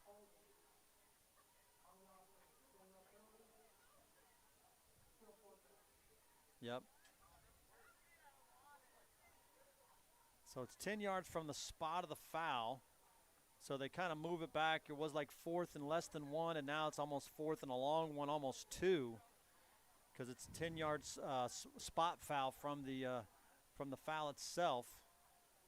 Heights still in their I formation. Millison and Randall behind Dingle. One wide out, slot to the right.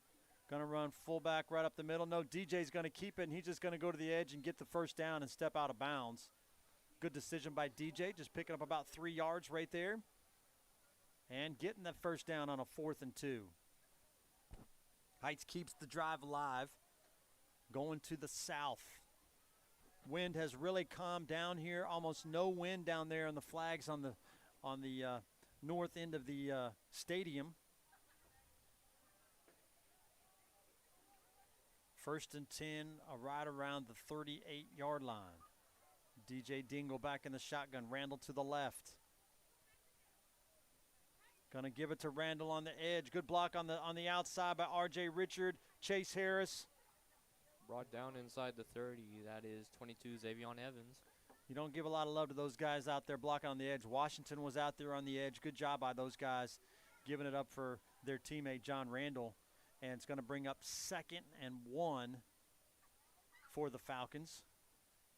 They're going double stack on the outside here. Wide receiver stacked behind wide receiver. They're just going to go wide screen left. And it is blown up. And I can't really tell who was on that tackle. I believe that's 28. I mean, I can't see it at all. But it was a good defensive play. He shedded the Heights blocker and made that tackle for about a 2-yard loss. Now it's going to bring, it was 3rd and 1, going to bring up about 3rd and 3, 3rd and 4. Heights gets back under center, and they're going to run counter. And it's blown up. Blown up again. Good job by Southeast and their defense to make a stop. And that is 59, Chernell Davis. Heights has not punted one time tonight. They lined up in a punt formation and went for a fake punt, but That's going to bring up 4th and 4 here.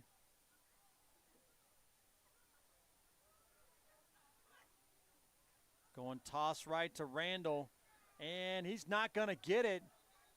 Southeast makes a great stop.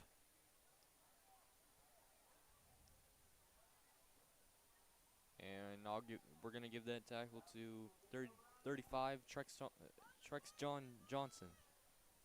Man, that is a tough name. It is. Southeast made a pretty good stop right there. Had gang tackle on John Randall. They wanted a little bit more right now, especially them stopping that and see if they can get anything going on offense. Haven't really had any big plays. Had one big play, and that was about it. Other than that, it's just been punt after punt or turnover. It's not been good. Can't have two guys going in motion. Looks like they're just going to switch sides. They're going to have to get reset before they can snap it. 5 seconds on the play clock. They get it off just in time. That is, I believe that is 34. Jaquin Badia. Heights got to be careful here. And then there's two Heights. There's a flag right there. They were just kind of pushing and shoving. And Heights has to be careful and not fall into it with Southeast. Southeast has only won one game of the whole year. And their first game, and you get thrown out of this game, you're going to miss this game and the next game. So Heights has to be careful. They really need all their players. They got something to play for, possible home playoff. And looks like they're going to call it on Southeast. I thought it was the Southeast guy that was kind of initiating it. Heights was kind of trying to get away. And, you know, when you're down at a rough score, you know, 1-5, things like this are going to happen. You get frustrated. Good point. I like that. Yep, exactly. Going to bring up 2nd and 20. Going to bring up 2nd 20. We've really kind of raced through this quarter. This quarter's been pretty quick. The ball hasn't been thrown very much, so it's been they've been running the ball, so the clock has just been going. And this third quarter is really gone. Heights is going to get the Biscuits sack. is sacked. Just keep him up. No reason to throw him down. And it's going to be a roughing the passer. And we got a scuffle going on. Yeah. And I believe. And another one. Southeast guy came off the sideline. You can't come off the sideline to get in a scuffle. And so I believe it's going to be a late hit on Heights defense. For throwing the quarterback to the ground. We got a close-up shot of the official here. To see, yeah, good job right there. We'll see what they call. But then I think it was another penalty. And the guy who came out off the Southeast sideline, that was number 9, Tayton Edenfield. Yeah. Was it 9 or 19? 9? It was 9. Okay. It could possibly be an ejection from coming off on the sideline. I'm not sure. We'll have to see. They're talking about it to see exactly what they're going to do. Heights, Coach Dingle brought all of his guys over to the sideline. Good job by Coach Dingle of talking to his players and calming them down, telling them that, you know, the situation here about they're facing a team that's really down on themselves right now, and don't fall into it with them. Just step away and go play the next play. Yeah. But it looks like they're writing stuff down, so I believe – there are going to be some early showers here, if anything. I like it. Yes. Still waiting on a call from the officials to see what happens here. We got 52 seconds remaining here in the third quarter. And here it comes.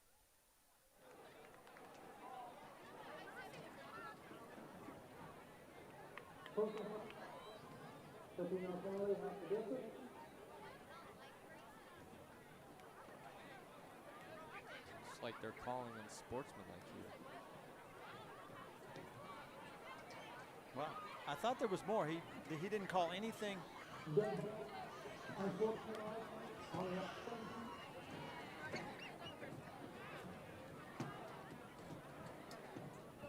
I don't know.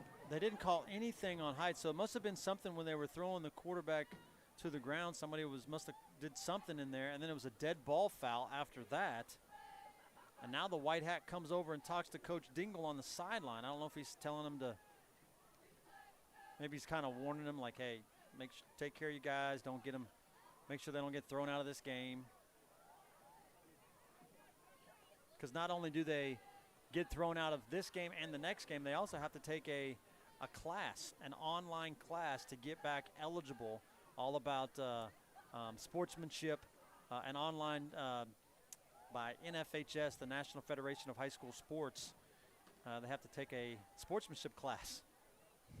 How about that, Kyle? Wow. You didn't know that, huh? No, not at all. Yep. So what do we got? It's going to be still first down? It does. What's it say on the board? Does it say first or second? I believe it says first and 10. It still says first over there on the sideline. But I still think they're trying to get it ironed out.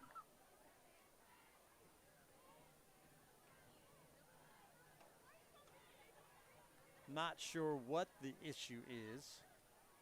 The white hat is now going to Coach Bagley.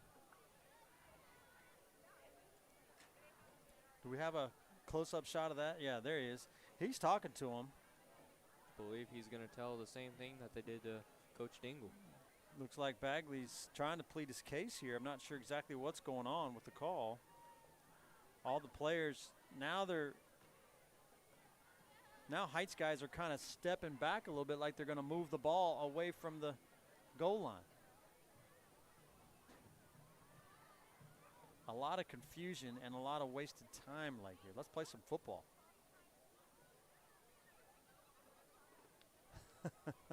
Still talking to him. Still trying to plead his case. Well, here he comes again. Let's see what we got. Is he going to say? Trying to turn up the crowd noise so you guys can hear him at home, hear what the official has to say here.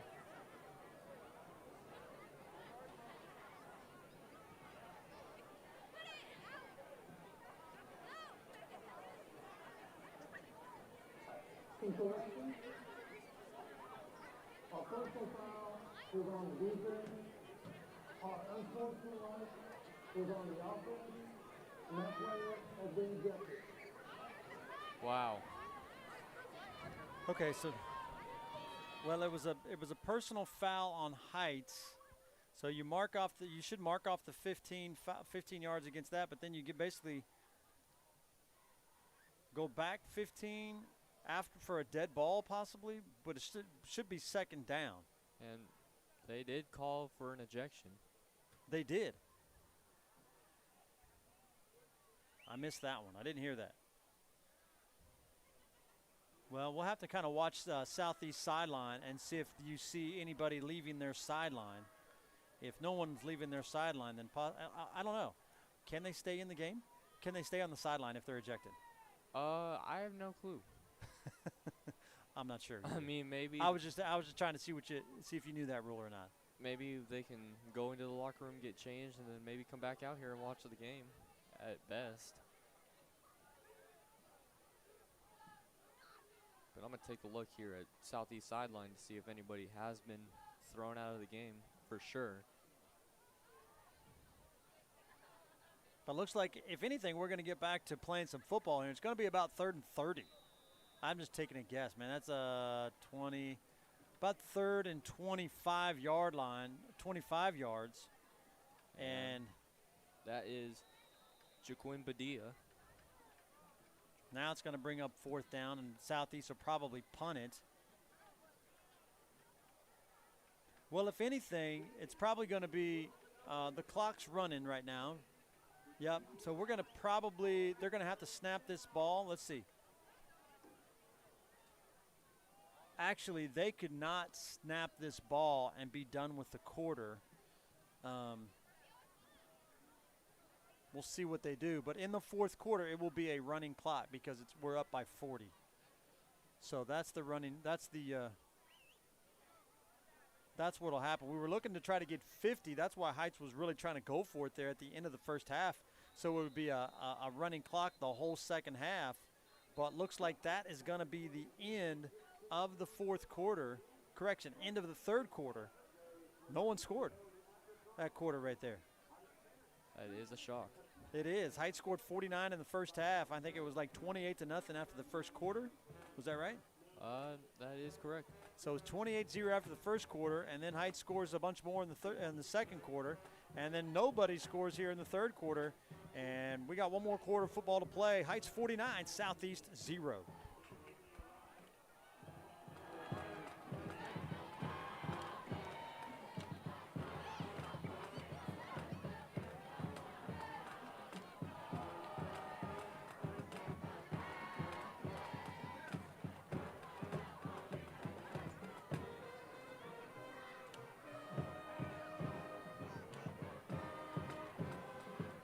Freddie the Falcon down there dancing with the cheerleaders.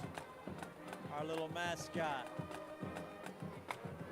He must be a cheerleader, or she must be a cheerleader, because they know the moves.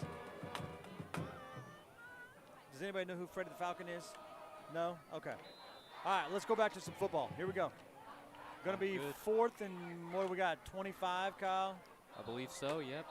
And, oh my gosh, and they call a timeout because they didn't have enough guys on the field. Oh my goodness. After a long quarter, you don't have all your guys out there on the field? Well, coach did the right thing, call a timeout, make sure they know.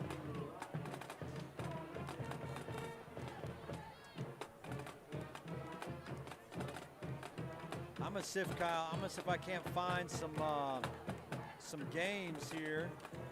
See where we might be at for the playoffs.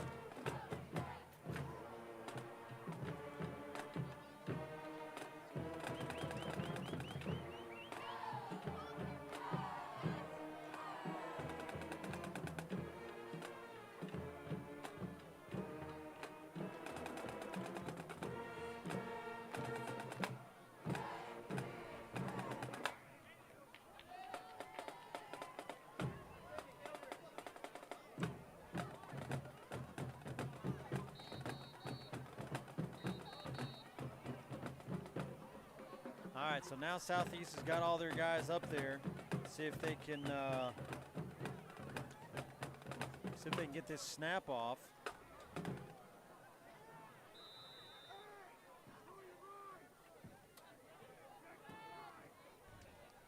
And we got the punter, number 15, Simon Nottingham. And they don't put anybody back, and it's a good bounce there for the Falcons as it kind of comes back, and instead of rolling forward. Cervante Williams touched the ball last, and that'll put him inside the 45. So looking here, I got a score here for Mays South and Hayes. Hayes is 5-1. Mays South is 5-1. I've got a last update early in the second quarter. Hayes 20, Mays South 7. So that's a not sure of a final score there or not.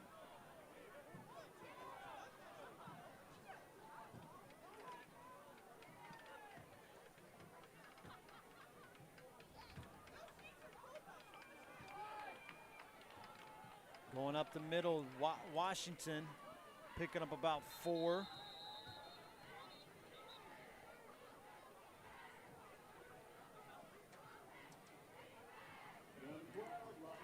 Speaking on that ejection, Coach, I believe it was number 9 that had to have been ejected for running out on the field during the play. Did you ever see him? No, didn't see anybody leave, so they could probably stay on the sideline.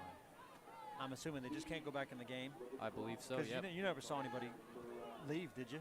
No, not at all. Yeah. There's DJ Dingle handed off to Washington. Washington's got some quick feet. He's really quick feet, you know, a lot different than Randall. Randall's about 6'1", 6'2", and tall and lanky and kind of slithery, but Lafayette Washington just hides behind everybody. He's pretty short, but he's got such quick feet, and he can get right up in there, and they're going to try to get him the ball. And bad snap. Washington, not sure he recovered it. I think Southeast got the ball. Try to dig through the pile to get through. And really, And it is. That'll it is a go turnover. to Southeast.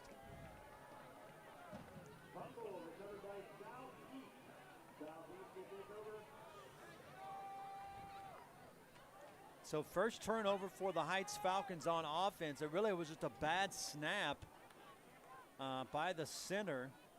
And DJ, with his bad ankle, couldn't get down there and pick it up.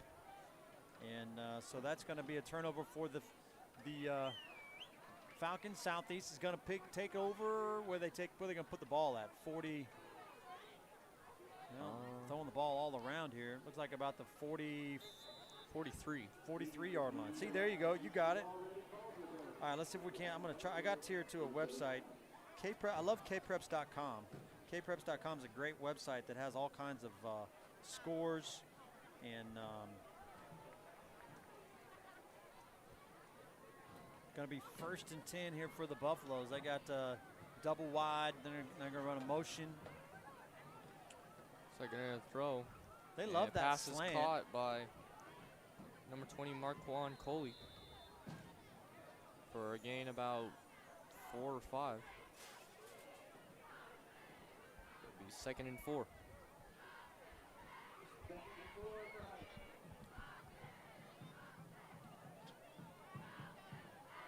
Yeah, I don't have any live updates. None of these games are final yet, so I'm trying to find. This is a really good site for the final scores, and you can look up all their records and stuff like that, but just don't have a live update. I was trying to check my Twitter feed here as well to see if I could find anything. Here's another throw by Fiskus, going deep and overthrown. That is Coley again.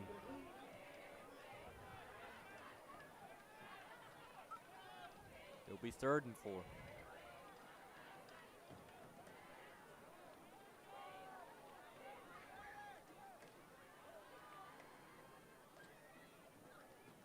And spotted about midfield.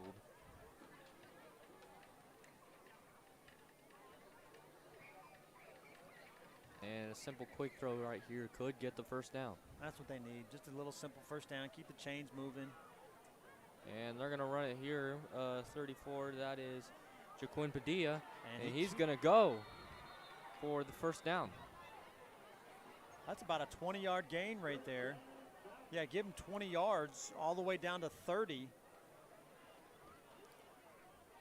Good little run. Actually, they're going to say 31-yard line. But a really pretty good little play right there. I can't tell. This Heights still has kind of their starting defense in, or they got a lot of substitutes in? Looks like most of them are still in, I think. A couple of substitutes out there.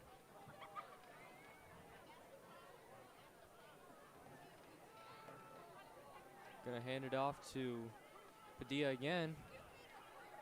Pushing through defenders. Eventually they got to blow the whistle so you can stop. It's still going. And I think Southeast pushed a little bit harder, and they picked up the 1st down. Great play.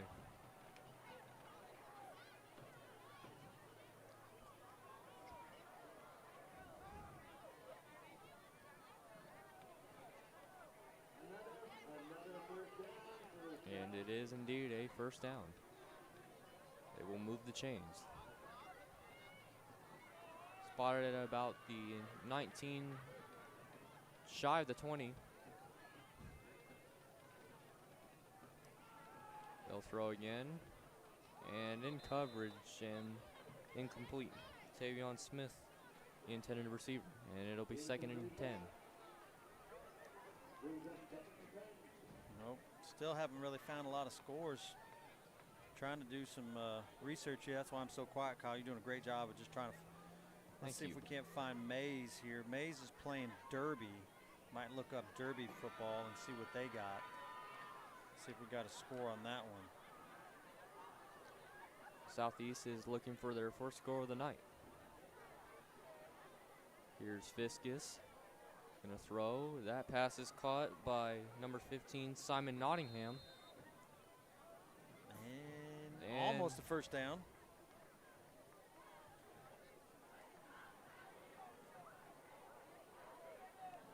And that will be a third down, and possibly about a yard.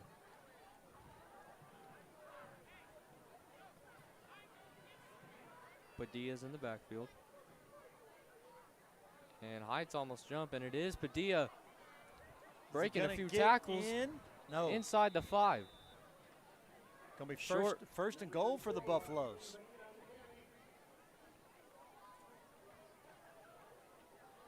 Well, we've got somebody at the Mays Derby game, but I don't have any scores. They're just getting highlights of all these. Joanna Chadwick, a teacher. She's also the journalism teacher down there. But at the half, Mays and Derby tied at 21. I haven't need to go back up here to the latest tweet to see if she's got a. Here's a score. handoff to Padilla, and he is going to be short. Heights holding on. They want that shutout.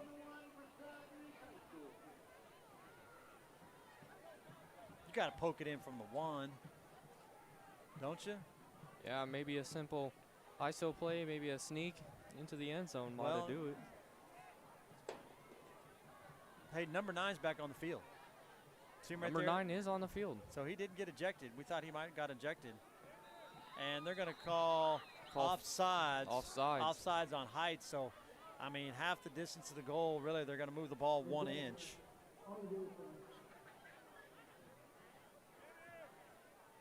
Would that be a touchdown? No. No. So the play was dead before. Yeah, the play, they blew the whistle before they snapped the ball. An offsides in high school, if you go past the line of scrimmage, it's offsides. It's not like the NFL. You can go across, and then if you can get back, if you're not unevaded to the quarterback, those types of things, they'll let you do that. But in high school, as soon as you go up past the line of scrimmage, it's dead ball. Now they might as well just go quarterback sneak. I think that's what they're going to do. And they're going to do and it. they fumble. They fumbled the ball.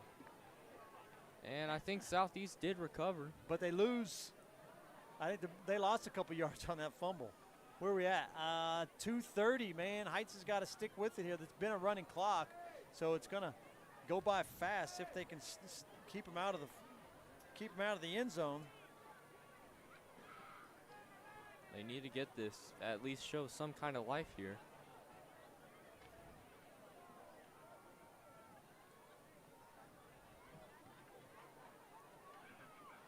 Run it with Padilla up the middle, and and Southeast is finally in for the touchdown. Basically at the 2-minute mark, Southeast scores. Heights has not scored in the second half. They had a 49-0 lead at halftime, and the first score here in the second half comes at the 2-minute mark. And again, clock running, and doesn't look like they have much of a kicker. They're going to go for 2. That's usually what this means. When you're down this much and you don't go for the extra point, usually means you don't have a kicker. And Fiscus is going to be hit hard. He took a big hit. Didn't see him coming from his play side. He was looking on the backside the whole way. What a play. Who was that? That is 23. 23. I got you. I got it. 23 is Michael Smith. He's in our class. Michael Smith. Well, what a coincidence there. He is. He's our video production. He's in our video production class first hour. He'll like that highlight. He's looking like he's a little hurt though. He hit that quarterback pretty hard. We'll have to let him explain that one on the highlight when we show it to him. Well, we'll go back and we'll take this video and we'll cut it up and do some highlights of this game.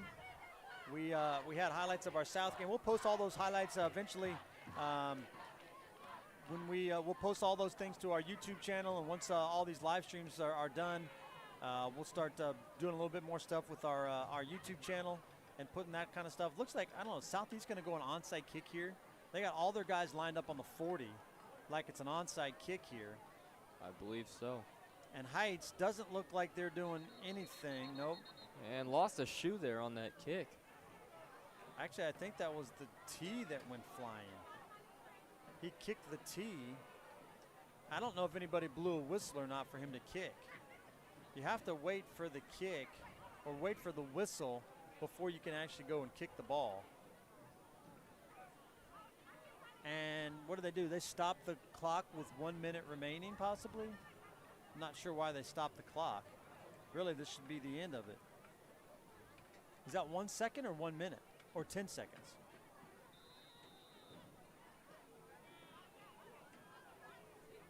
Huh. They're going to kick it deep. Going to give Lafayette Washington a chance to return it. It's rumbling through everyone. And they're going to, not sure why they're stopping the clock. Maybe they stopped the clock on the change of possession, possibly. Is that it? And on scores? I believe so.